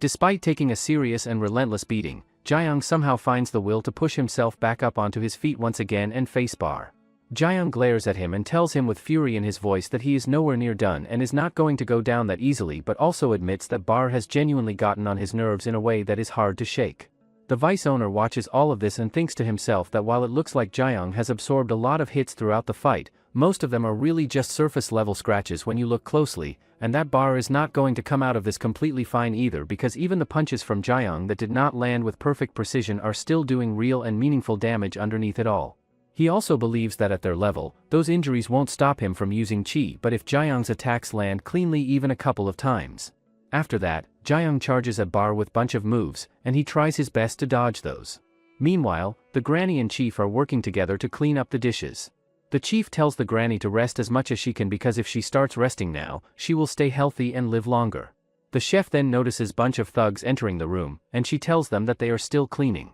One of the guys says that they have to stay here, so they shouldn't worry about them. Hearing that, the chief looks around with a confused expression and wonders what on earth is going on with the atmosphere around here and why everyone is gathered in this spot when they should all be over at the training yard where they belong. Meanwhile, the fight between the slaves and the bad guys is still very much ongoing, but the slaves are somehow holding their own and managing to take down their opponents one by one through sheer determination and teamwork. Nadong calls out to his comrades and tells them that they absolutely need to get their hands on weapons as soon as possible, which means they have to make their way to the training yard right away, and on top of that they have to find Bayoung before anything else happens to him. As Nadong looks around and processes everything unfolding around him, he picks up on the fact that they are clearly not the only ones being targeted in all of this, and that the sheer scale and coordination of everything happening at once points very clearly to the fact that there is a specific goal behind it all and that somebody with a plan is pulling every string from behind the scenes. At the same time, Bayoung is locked in on the power-boosting chi that his opponent is putting out and thinks to himself that this guy's level might actually be right up there with Bar, which tells him everything he needs to know about how dangerous this fight really is.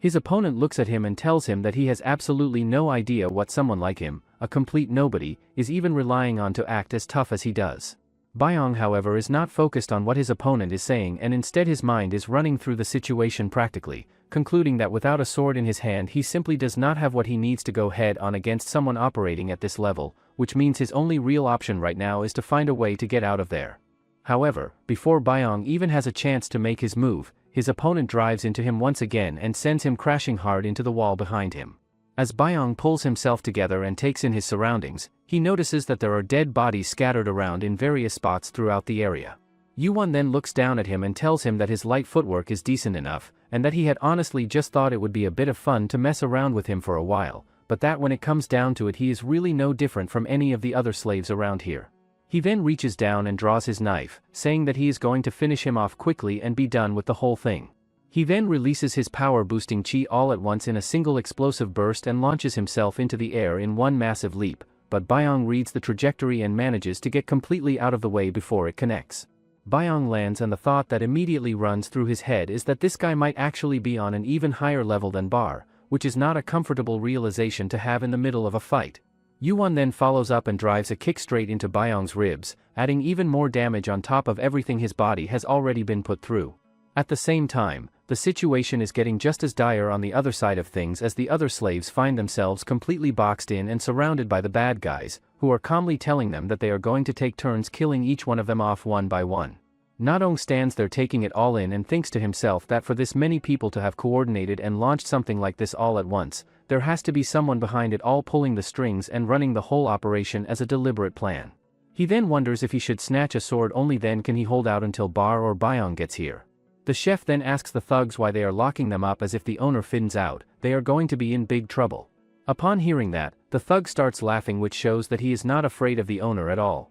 Right at that moment, the vice owner comes walking in and the granny immediately makes her way toward him, telling him that once he hears about everything that has been going on he is going to be absolutely stunned by it. She goes on to tell him that not only did the others go ahead and lock them up, but they even went so far as to threaten the other slaves on top of that. What happens next shocks everyone standing there, as the vice owner reaches out and slaps the granny hard across the face without any warning or hesitation. The chef immediately rushes over to her and breaks down crying, telling the vice owner through her tears that it does not matter what his title is because the owner is never going to forgive him for doing something like that. One of the vice owner's own slaves then comes forward dragging Hongseal along with her hands tied up behind her back, and right there in front of everyone the vice owner starts throwing punches at her without any restraint. Watching that unfold, one of the other slaves cannot just stand by and does not hesitate before jumping in and starting a fight with the vice owner's slave in response to what is happening. The vice owner then turns and gives a direct order to the arena fighter standing nearby to go ahead and take care of the slave who just stepped up. The slave realizes in that moment that he has absolutely no choice but to fight and steels himself for it. He moves in and swings his sword at the arena fighter, but the arena fighter does not even flinch at the incoming attack and casually stops it using just one hand like it is nothing. Watching what just happened, everyone around them gets hit with a wave of shock, and the general consensus spreading through the crowd is that this guy might actually be some kind of monster, and that with that level of raw strength on display, even if Byong shows up there is simply no realistic way he is going to come out on top against someone like that. Hongseal is visibly taken aback as well, and the vice owner takes that moment to casually mention to her that he never bothered to bring it up before, but that the fighter in question is actually capable of using light footwork on top of everything else. He then goes on to explain that it is limited to just his arms and cannot be applied across his whole body, but that even with that limitation it is still more than enough firepower to completely destroy Byong, the fighter she has been putting so much time and energy into developing over all these years. The vice owner then takes things a step further and says that someone like him, a person with a genuine eye for recognizing talented fighters and the practical ability to actually grow and run an arena successfully,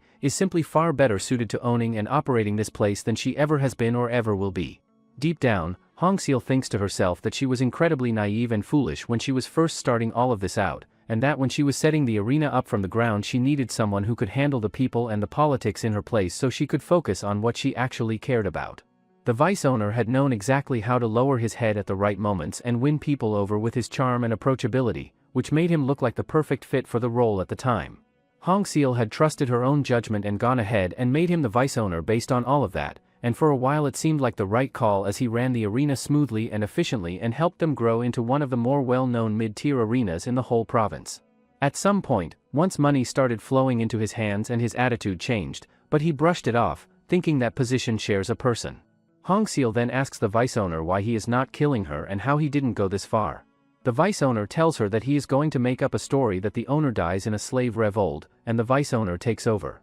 The vice owner also tells her that there is one person who really wants her, and his reputation for how he treats women in private is horrifying. However, Hongseal says that she already endured a hard life, so she is going to survive no matter what, and when she does, she is going to kill everyone here. The vice owner then turns to his slaves and gives them a cold and direct order to go ahead and kill everyone in the area and to make it as brutal and merciless as they possibly can. With that order given, the arena fighter and the other slaves are immediately thrown into a full-blown violent confrontation with each other. At the same time, Yuan keeps right on going after Byong and continues to attack him with as much brutality as he can put together, not letting up for even a second. Byong's mind is racing through the situation, and the one thing he keeps coming back to is that all he needs right now is a sword, and he starts pushing his way through toward the training yard where he knows the armory is located. When he finally gets there, the sight that greets him is the vice owner's people in the middle of brutally beating and cutting down the slaves without any mercy at all. Byong then quickly takes in the situation and realizes that the gate is locked from the inside,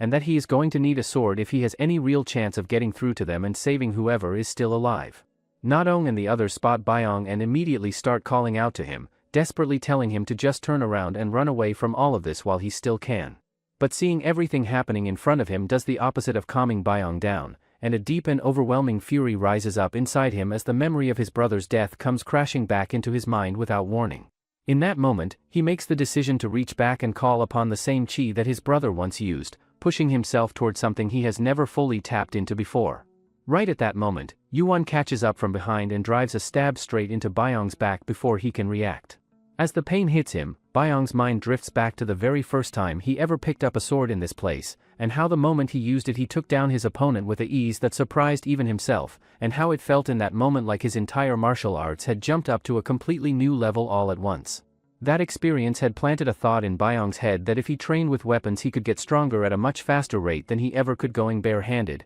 and from that point on he sets a clear goal for himself that if he can combine sword work together with both power-boosting chi and body-hardening chi running at the same time, he is going to reach a level of strength far beyond anything he can currently access. Because of that goal, except during sessions of pure physical conditioning, he never once let go of his sword and treats it as an extension of himself at all times. However, no matter how many years go by and no matter how hard he pushes himself in training, like his very life depends on every single session, he still cannot figure out how to access any chi other than the light footwork technique he had already learned as a young child. Dipping back into a flashback, Byong had once asked his brother directly why their training never involves any weapons when picking one up could clearly make them stronger so much more quickly. His brother had sat him down and explained that their father's martial arts were something he developed and built entirely around fighting with bare hands and nothing else. He goes on to explain that the moment a person picks up a weapon, the way their muscles move and engage shifts in ways that are not always obvious, and along with that the natural flow of chi through the body also changes in subtle but meaningful ways that can disrupt the whole system their father had created.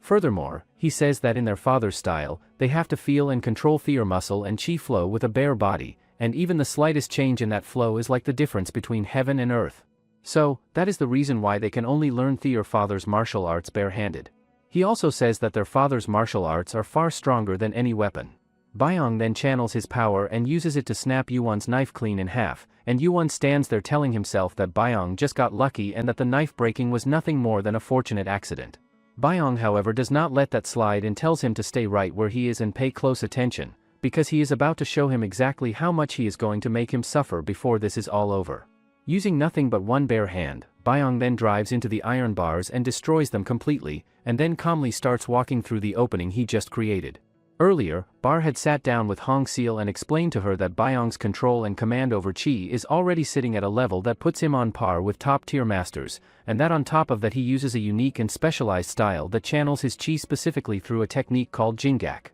Bar had also told her that the moment Byong's chi fully manifests and he unlocks its true potential, he is going to become someone that nobody in the world is going to be capable of defeating. Back to the present, the entire room is consumed by shock as everyone processes the sight of Byong actually using power-boosting chi right in front of their eyes. When one of the slaves loyal to the vice owner charges straight at Byong with the intention of cutting him down, Byong activates his body-hardening chi and drives his fist directly into the attacker's face with devastating force. Byong then looks around at the rest of them and tells them that there is absolutely no need to rush any of this, because he is going to get to every last one of them before the night is over. The arena fighter that the vice owner brought along still cannot bring himself to fully accept what he is seeing, struggling to wrap his head around the fact that Byong has somehow managed to use body hardening. He thinks through what he knows about it and reminds himself that when someone attacks with body hardening chi fully activated, the impact that lands hits with the same kind of crushing force as the face of a steel mace connecting at full swing. However, he then thinks about what it would mean if someone could actually use both body hardening and power boosting chi at the exact same time, and concludes that if Byong had been doing that,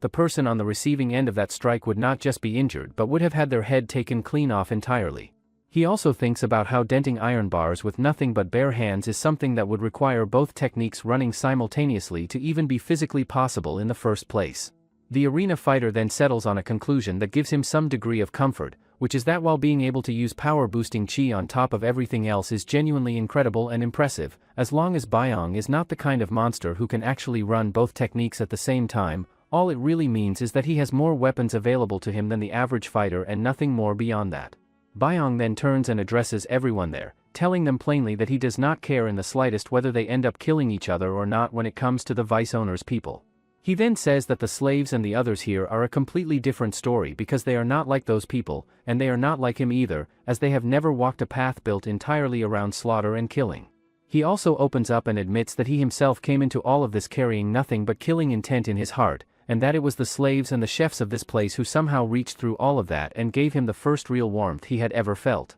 After that, Byong starts killing everyone with just bare hand, and the arena fighter is surprised that Byong is even using body hardening on his legs, and he is sure that he can't use another chi technique at the same time. Everyone present then notices that Yuan is also there in the mix, and the vice owner feels a surge of confidence as he thinks to himself that with Yuan's power boosting and Momon's body hardening working together on the same side, there is absolutely no way they can lose this. Yuan, however, is thinking through the situation from a much more tactical angle, and his conclusion is that body hardening is far from the unbeatable and invincible technique that people tend to assume it is, because a steel club being swung with the full force of power-boosting chi behind it carries enough raw destructive power to smash straight through body hardening without much trouble at all. Byong decides he is done waiting and charges straight at Momen, and Momen watches him coming and thinks to himself that this fight is going to be wrapped up quickly and easily because every single time Byong attacks, his chi ends up concentrated and focused in just one specific place rather than being distributed properly. He also thinks about how right now his own body hardening is sitting concentrated in his hands, which means every other part of his body is completely exposed and vulnerable to being absolutely crushed by a well-placed swing of the steel club. Then in an instant that nobody sees coming, Byong moves with terrifying speed and tears Momen's right arm apart completely, and the shock that ripples through everyone watching is immediate and overwhelming as people start saying out loud that Byong simply cannot be human. Byong then shifts his attention and spots Yuan already charging straight at him and looks over at him and says that he already told him to wait his turn. Yuan stands there with his nerves completely shot, thinking to himself that he had always known there was supposed to be a level where someone could simultaneously use both power-boosting chi and body-hardening chi together at the same time, but that this is the very first occasion in his entire life where he is actually standing in front of something like that and seeing it with his own eyes. As he takes it all in, Yuan thinks that the reality of it is actually a little different from the way he had always pictured it in his head. The vice owner is equally losing his composure on the other side of things, his mind spinning as he tries to process how something like what he is witnessing is even physically possible, and the thought hitting him hardest is that if his entire plan falls apart right here and now because of this, the people behind him are going to have him killed without any hesitation. He then turns to Yuan and gives him a direct and desperate order to get in there and do something about it, telling him to go after Byong and finish him off, and sweetening the demand by promising to pay him 10 times his standard fight fee to make it worth his while. Yuan, however, is completely paralyzed by fear in a way he has never experienced before, and he thinks about how throughout his entire fighting career he has never once been afraid to step up against someone stronger than himself. What he is looking at right now is something on an entirely different level, and he thinks to himself that this is not the kind of overwhelming strength where a solution can be found because stepping in would simply mean dying on the spot without any chance of recovery. Yuan then lets his weapon fall from his hand and drops it to the ground, announcing openly that he is accepting his defeat right here and now because he has absolutely no desire to throw his life away. Byong says that it doesn't matter as he killed so many people, but Yuan tells him that he only fight people who are worth fighting and he didn't kill anyone. One of the bald guys then puts a knife over Hongseal's neck, saying if Byong move recklessly, he is going to kill her. The vice owner also takes out his sword and puts over the chef's head. The vice owner then tells Byong that no matter how strong he is, he can't just kill them both and save the hostages at the same time. He then instructs the others to attack Byong as now he can't move easily. Meanwhile, Bar and Jiang are still locked in their fight and both of them continue to put on a genuinely impressive display that keeps everyone watching completely riveted. Bar thinks to himself that if this exchange keeps going the way it is only a matter of time before he ends up eating a hit that he is not going to be able to just shake off. Bar then makes his move and grabs Jiang's arm to send him flying into the wall again the same way he has been doing, but this time it does not work out the way he planned as Jiang uses his other hand to get in and injure Bar before the throw can be completed cleanly. Right at that moment, Bar reaches for his knife and drives it across one of Jiang's eyes in one sharp and precise motion. Seeing that land, Jiang's owner immediately tenses up with nerves because he had already made it clear to Jiang beforehand that letting his guard slip was not something he could afford to do. He also thinks to himself that in most fighters, taking a hit like that to the eye triggers an instinctive freeze response born from the sudden fear of death,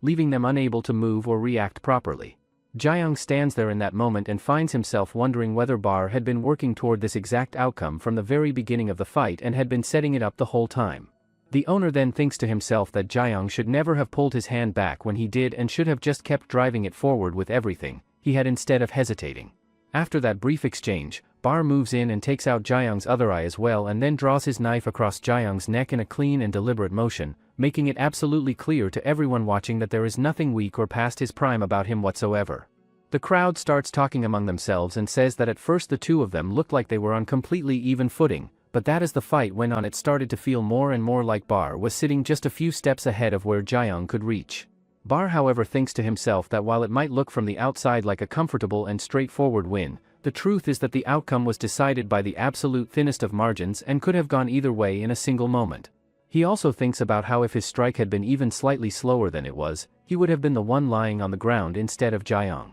He comes to the honest conclusion that the only real difference between winning and losing in that exchange came down to Jiang's carelessness and overconfidence getting the better of him at the worst possible moment. One of the officials standing nearby is still visibly shaken and thinks that he never expected the fight to end the way it did, and that he certainly never anticipated that Jiang's body-hardening chi would end up being completely outclassed and rendered ineffective right from the very start of things. He thinks about how Bar never once allowed the intimidating nature of body-hardening chi to get inside his head and rattle him, and that even when he was right on the edge of losing he still had the mental clarity and resolve to recognize his window and take it without flinching. In the official's personal assessment, when it comes purely to chi techniques, Jiang was the stronger of the two, but in every quality that actually ends up deciding the outcome of a real fight, Bar was clearly the one who stood above. However, even after sitting through a fight of that quality and intensity, the official finds that he does not feel much of anything anymore when it comes to being moved or impressed by what he watches. As far as he is concerned, he lost any real interest in Byong years ago, and that feeling has not changed. When he had gone to pay his respects to an elder who carries influence and authority equal to that of a prime minister, he had been treated as a guest with a level of respect that left a lasting impression on him. But once he saw that man's martial arts, it made sense because that man could shake an entire nation. He was a warrior from Goryeo named Guangmu. The official then looks at Jiang and thinks about how he was from a poor warrior family, supposedly went crazy and killed his own father during training. They said he would become a deranged killer who enjoyed slaughter, but to his eyes, he was just a kid who found using his strength fun. Meanwhile, on the other side of things, Bar is dealing with the reality of his injury and comes to the unsettling realization that the wound is sitting a lot deeper than he initially thought, which means recovering from it is not going to be a quick or easy process. He also finds himself wondering why none of the overseers have shown up yet given everything that has been happening, because there is not a single scream or any kind of signal coming from anywhere that would explain the complete silence. Back where Byong is, he finds himself completely surrounded by a group of people closing in on him from multiple directions at once.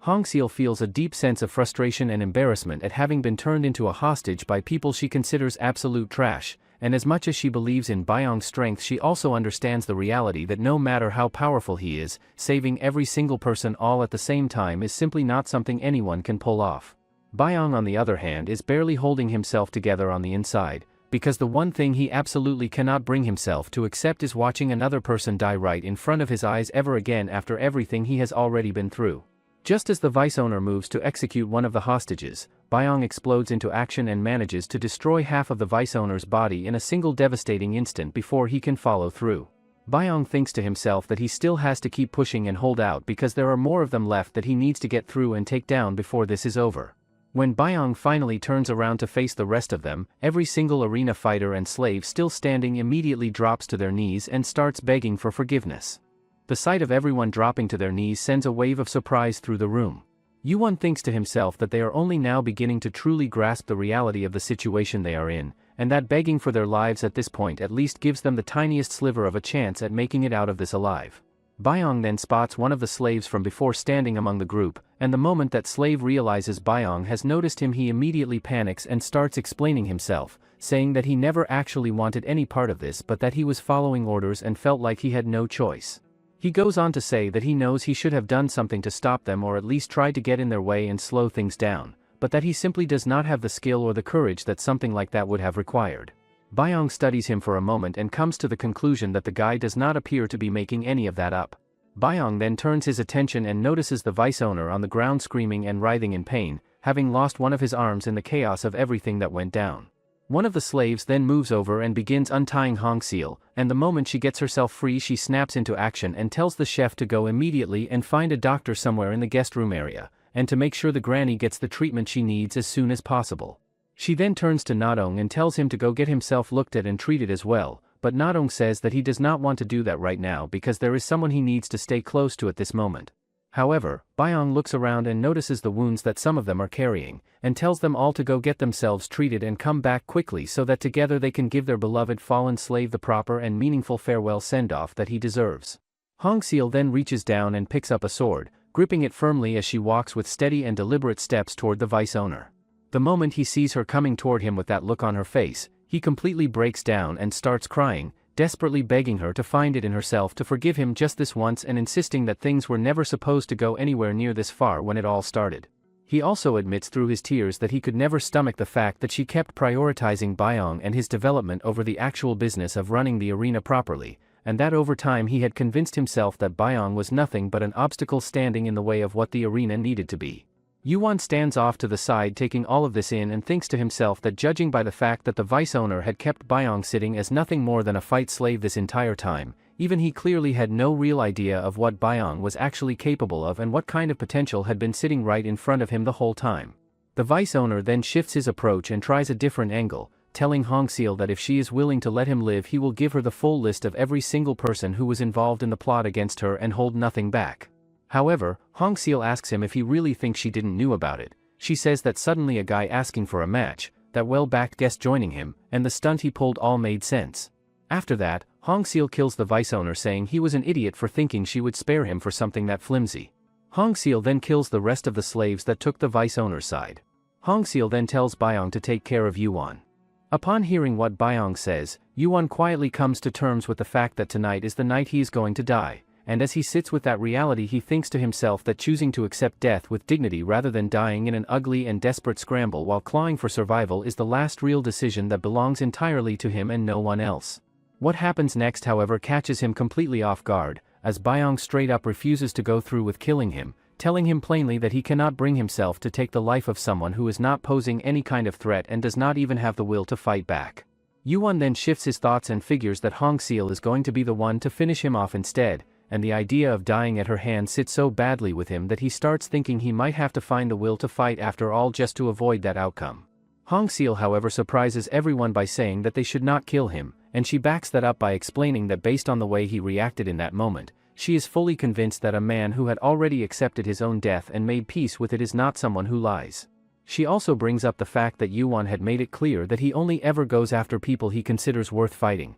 and that if the only person he went after during all of this was Byong, then it is obvious that he had no real investment in the vice owner's plot whatsoever and was only ever there for the fight itself and nothing beyond that. Hongseal then thinks to herself that she already knew from the beginning that Byong was never going to kill Yuan, because that is simply the kind of person he is at his core and she has known that for a long time. Hongseal then turns her attention to the other slave who had been caught up in everything, and tells him that she is going to spare his life as well, explaining that when she came back to her senses and took stock of everything happening around her, he was one of the people she noticed standing there. She says that he weren't holding a weapon and his face showed he didn't like what they were doing. Hongseal then tells Yuan that he can leave now if he wants, as she won't hold him responsible or report him to the authorities over this, but if he rather stays, she will hire him as a fighter. The following day, Hongseal makes her way over to check in on Bar and asks him how he is holding up and what his current condition is looking like. Bar is visibly weakened and not looking like himself, and Hongseal tells him that according to the doctor, if the wound had gone even the slightest bit deeper than it did,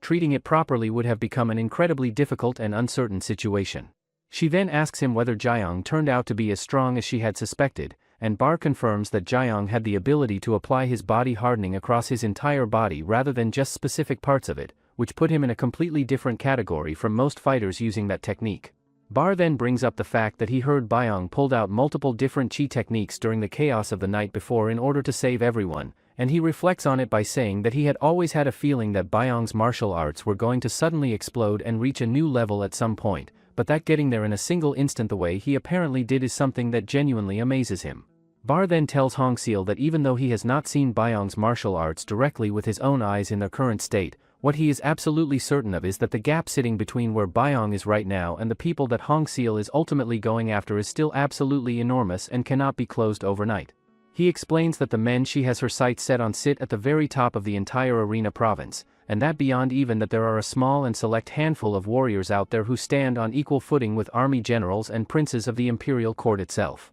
Bar thinks through what it would mean if Byong were to go up against any of those people right now, and the conclusion he arrives at is that if that fight happens, Byong is simply not going to come out of it alive. However, Hongseal says that as long as she can create the situation that she need, that's enough. Bar then tells her that he can lay down his life to repay her kindness, but Byong is different as he has his own vow he must fulfill. He also says that he don't think Thai can send him into a fight where he will die over something that has nothing to do with that vow. Hongseal asks him why haven't he stopped him from entering fights until now, and he was the one who expected Byong to become someone no one could defeat. Later, Nadong and the other slave are holding a memorial for their fallen slave who passed away. Byung then thinks about the time he spent with that slave who always used to look after him in small but meaningful ways. He remembers the time when he had no shoes to wear and that same slave had gone out and come back with a brand new pair for him without being asked. Everyone around them had been completely stunned when they saw that, because this was the same person who refused to spend a single coin on anything for himself on the grounds that every bit of money he had needed to go toward paying off his price so he could get back to his family and home as fast as possible, and yet he had turned around without hesitation and spent it on Byung instead. The slave had looked at everyone's surprised faces and simply told them that whenever he looks at Byung, he is reminded of his younger brothers back home, and that is all there is to it. That same night, all the slaves settle in and lie down together, and someone suggests that they should go around and talk about how each one of them ended up in this place and what their lives looked like before all of this. One of them starts things off by saying that he had already been living as a beggar kid for as long as he could remember, and that as he got older he reached a point where he simply could not stand the self-appointed leader running the beggar gang anymore and made the decision to break away and start living completely on his own. He explains that the winters were genuinely brutal and hard to survive every single year, but that catching birds and rabbits and making his own way through life without anyone telling him what to do had given him a sense of peace and freedom that he had actually come to appreciate quite a lot. Na-dong then opens up and shares his story with everyone, explaining that he started out as someone who was completely clueless about how the world worked and had no real understanding of anything beyond the small bubble he grew up in,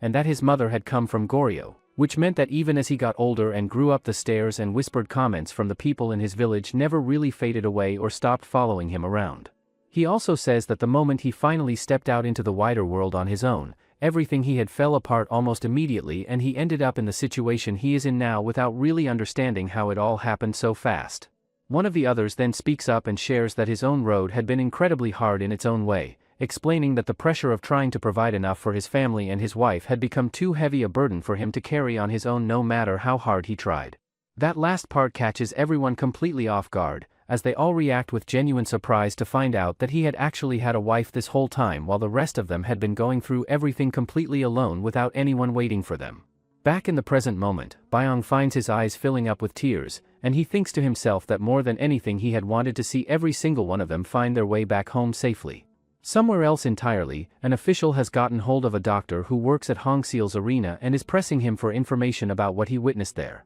The doctor tells the official that he stumbled across a strange and disturbing corpse completely by accident, and that the entire body looked as though it had been violently torn apart into pieces in a way he had never seen before in all his years of practice. The official stands there and the shock hits him hard as he processes what he is hearing, thinking to himself that for a body to end up torn apart in the way that was described, whoever did it would have to be swinging something with the weight of a steel mace at a speed that is almost impossible to comprehend. He thinks further and works through what he knows, concluding that even at a high level of power-boosting chi, the most a fighter can really do is swing a mace with a light and somewhat controlled force, and that only someone who has reached the absolute top tier of mastery could ever generate enough speed to swing something like that at the kind of insane pace that would cause that level of damage. The official then shifts the conversation and asks the doctor specifically about Byung and what condition he was in when he saw him, and the doctor responds by saying that Byung was dealing with some seriously significant injuries at the time. Back at the cell, Byung is already training despite everything his body has been through,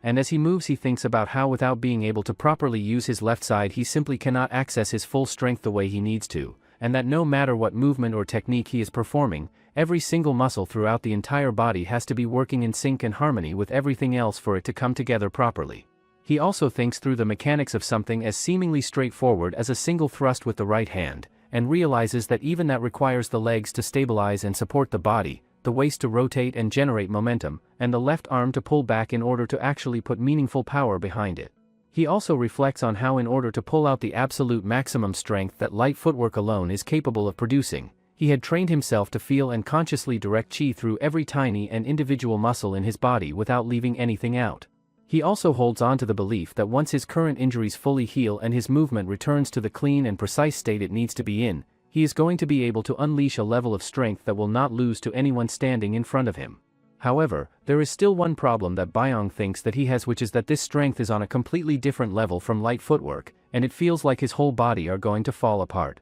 The next day, one of the officials finds a guy going to fight a match first thing in the morning. The guy tells the official that he was a general and got thrown out empty-handed for losing a few men, so he came here because he heard there's a fighter here who accepts any challenge. He also says that he came here because he heard there's a fighter here who accepts any challenge. The guy's opponent then steps forward and makes his position very clear, saying that if he dies right here then this mansion, all of his accumulated wealth, and even the entire arena province itself will recognize and treat him as their honored master going forward. The massive guy standing there takes a look at his opponent's sword and notices that the shape of it is a little unusual and different from what he is used to seeing, but he brushes it off and tells himself that in front of an axe that moves as fast as the wind, something like that amounts to absolutely nothing worth worrying about. The match then gets underway with the guy charging straight at his opponent right out of the gate, but the rich guy reads the attack and manages to get out of the way before it connects. In the very next instant, the opponent cuts him down and ends it right there, and what becomes terrifyingly clear in that moment is that this person is not just someone who can use power-boosting chi once and let it fade,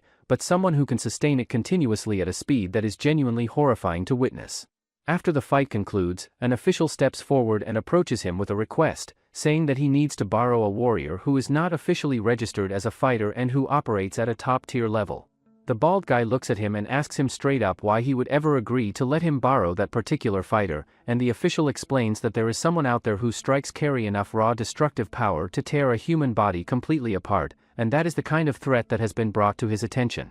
The official then thinks to himself that if there is genuinely a master out there operating at that kind of level, he is going to have to get involved and offer his strength if for no other reason than pure curiosity about what he might find. What catches him off guard, however, is that the bald guy tells him straight up that there is no need to borrow any of his subordinates, because he is planning to go himself and handle it personally. The official quickly steps in and points out that the enemy in question is also an arena, and that if he personally goes and kills someone connected to it they are going to find themselves in serious trouble over it before long. He also brings up the fact that there is a standing rule within the arena province that only arenas of the same rank are permitted to go up against each other, which puts some important limitations on how they can approach the situation. The bald guy then tells him to go ahead and lay out all the details of the situation for him, and says that if what he hears sounds entertaining enough to be worth his time, he is willing to lend him as many men as he needs without any further argument. Meanwhile, somewhere out on the streets, a girl is sitting right in the middle of the road eating something without a care in the world, and a guy sitting beside her looks over and tells her that she really should find a proper place to sit down and eat instead of doing it out here like this. The girl then asks him why this arena province has more ordinary people than warriors. The girl then says that they should hurry up and find the vice leader, as it's been long since he left the caravan. The guy asks her where she is going to search when she don't even know the location. Sometime later, they arrive at Hongseal's palace to meet her. The maid informs them that she left just a while ago, and she don't know when she is going to be back. In the meantime, Hongseal and Byong are walking outside, and she even buys him some new clothes to wear. She then tells him to keep wearing it until they get around to fixing what he already has, and points out that there is no good reason to go around drawing unnecessary attention to himself when he is outside the arena. Hongseal then finds herself thinking about how she used to take him out with her every now and then when he was younger, but that it has been such a long time since the two of them went out together like this that it almost feels unfamiliar. Byong looks at her and starts to figure out that the reason she brought him out here was because she wanted to ask him something, but then realizes that she is not actually going through with asking it. Hongseal then speaks up and tells him plainly that he is genuinely strong now, and that there are not many people left in the entire arena province who could actually stand their ground against him in a real fight, which means walking away from this place and leaving it all behind would not be a particularly difficult thing for him to pull off at this point. Since Byong looks like he is not quite following where she is going with all of this, she clarifies by saying that she is simply curious about one thing, which is whether he is going to keep fighting all the way to the very end or whether he is going to turn and run when things get hard enough. Byong looks at her and tells her without any hesitation that running away is something he is never going to do again, because now that he has the strength he has been building toward, he wants to stand and face whatever and whoever comes at him head on. Right at that moment, a guy walking by bumps straight into Byong, and when Byong gets a look at him he turns out to be a noticeably bulkier version of someone who looks just like Gojo. The moment Hongseal lays eyes on him, the surprise hits her immediately because the person standing there turns out to be none other than Gukjo, one of the absolute top fighters operating anywhere in the entire arena province. Hongseal finds herself wondering what on earth he is doing all the way out here, because someone of his reputation has absolutely no business showing up in this particular area. Byong picks up on something coming off of Gukjo that puts him on edge right away, and he thinks to himself that the way this guy talks feels like it is completely soaked in killing intent, and he quietly wonders to himself whether it would even be acceptable to get into a fight out here in the open outside of the arena. Gukjo then turns to the person beside him and tells them not to bother going after someone as clueless as Byong, who by all appearances looks like nothing more than some kid who has wandered in from outside of town and has no idea where he even is. Byong then shifts his gaze and notices that there is a whole bunch of massive and intimidating-looking people trailing along behind Gukjo, and that sight alone is enough to make him genuinely uneasy in a way he does not try to hide. Byong then thinks to himself that when the other person is clearly willing to just walk away and let the whole thing go, there is simply no good reason to push for a fight over it. Hongseal waits until they are gone and then tells Byong that he got lucky today because if things had escalated any further it would have turned into something very big and very messy very fast. She then tells him that even if Byong had been at his absolute best and peak condition, Gukjo would still have been an incredibly tough and dangerous opponent to try to get the better of, because he stands as one of the single strongest people anywhere in the Arena province. However, Byong thinks that if he could fight him and his men alone, it would be a perfect training. Hongseal tells him that once his injuries heal, he will have to face people like that and asks if he can handle that. Byong asks her why she keeps saying the same thing and wonders if she feels bad about making him fight monsters like that. He says that every fight he take here is his decision and if his fights help her, that's even better. Just then, the girl from before runs straight towards Hongseal and hugs her. Later at tea time, the girl tells Hongseal that she haven't seen her since she suddenly dropped by the caravan 3 years ago and says that she should have shown her around his arena. Hongseal says that arena is no place for a young lady like her, as she is not even of age yet. The girl then turns her attention to Byong and looks him over, figuring that he seems to be around the same age as her, and casually asks if he can show her around the arena sometime, but Hongseal shuts that idea down immediately and firmly before it can go any further. Byong looks at the girl and says that his own life is a complete mess by any measure, but that she on the other hand looks like she comes from a good and well-established noble household and carries herself like it. The guy accompanying the girl does not take kindly to Byong's comment at all and gets furious, turning to Hongseal and telling her that he wants to teach this slave of hers a lesson for speaking out of turn like that. Hongseal however corrects him right away and makes it clear that Byong is not her slave in any sense of the word, but rather the top fighter representing her arena. Hearing that stops the guy completely in his tracks and he finds it genuinely hard to accept, looking Byong up and down and saying that no matter how he looks at him from any angle, he just looks like a completely ordinary boy and nothing more than that. Hongseal then shifts her attention to the girl and brings up the fact that she has heard she is in the process of learning how to run a caravan operation, and points out that with that kind of education underway, the Arena province is really not the kind of place that should be treated as a casual and relaxed vacation destination. The girl then gets serious and explains that several caravans operating out of Gongju have been running into serious trouble lately and that they are in urgent need of trained and capable guards to protect them. She also mentions that the bandits responsible for the attacks have been proving themselves to be significantly stronger than regular army troop, and that the leader among them is so terrifyingly powerful that he is capable of tearing guard captains apart with nothing but his bare hands.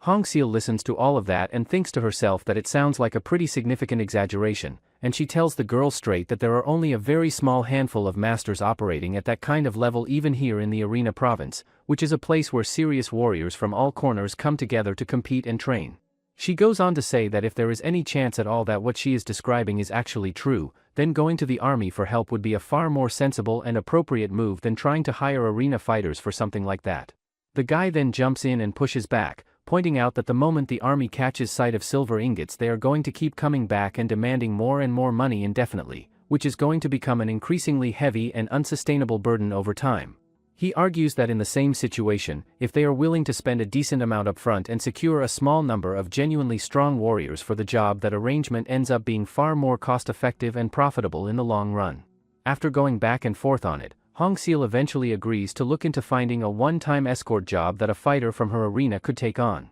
The girl then asks hopefully whether Byong specifically could be the one to go with them, but Hongseal tells her that it is simply not possible right now because he is currently dealing with injuries that have not fully healed yet. Meanwhile, somewhere completely different, a man is sprinting through the middle of a dense jungle with a group of warriors hot on his heels and closing in fast. But the warriors uses body-hardening chi and several others to finally caught him. Before they could listen to him, one of them manages to kill him on the spot. One of them suggests that they should be lying low for a while, but the main guy says that they can't. At that moment, a mysterious guy from shadows arrives and says that they are moving as a cell system so no one can trace them. He also mentions that he found a good plan that one of the big caravans, the Jiang family trading company, is recruiting fighters. He also reveals that tomorrow he will be joining the Jiang caravan as one of their escort warriors. How long do you think it will take for Byong to fully master all three chi techniques and close the gap between himself and the top warriors of the Arena province? Comment Goryeo if you'd like a part 2 of this series. Make sure to like and subscribe the channel for more sports manhwa recaps.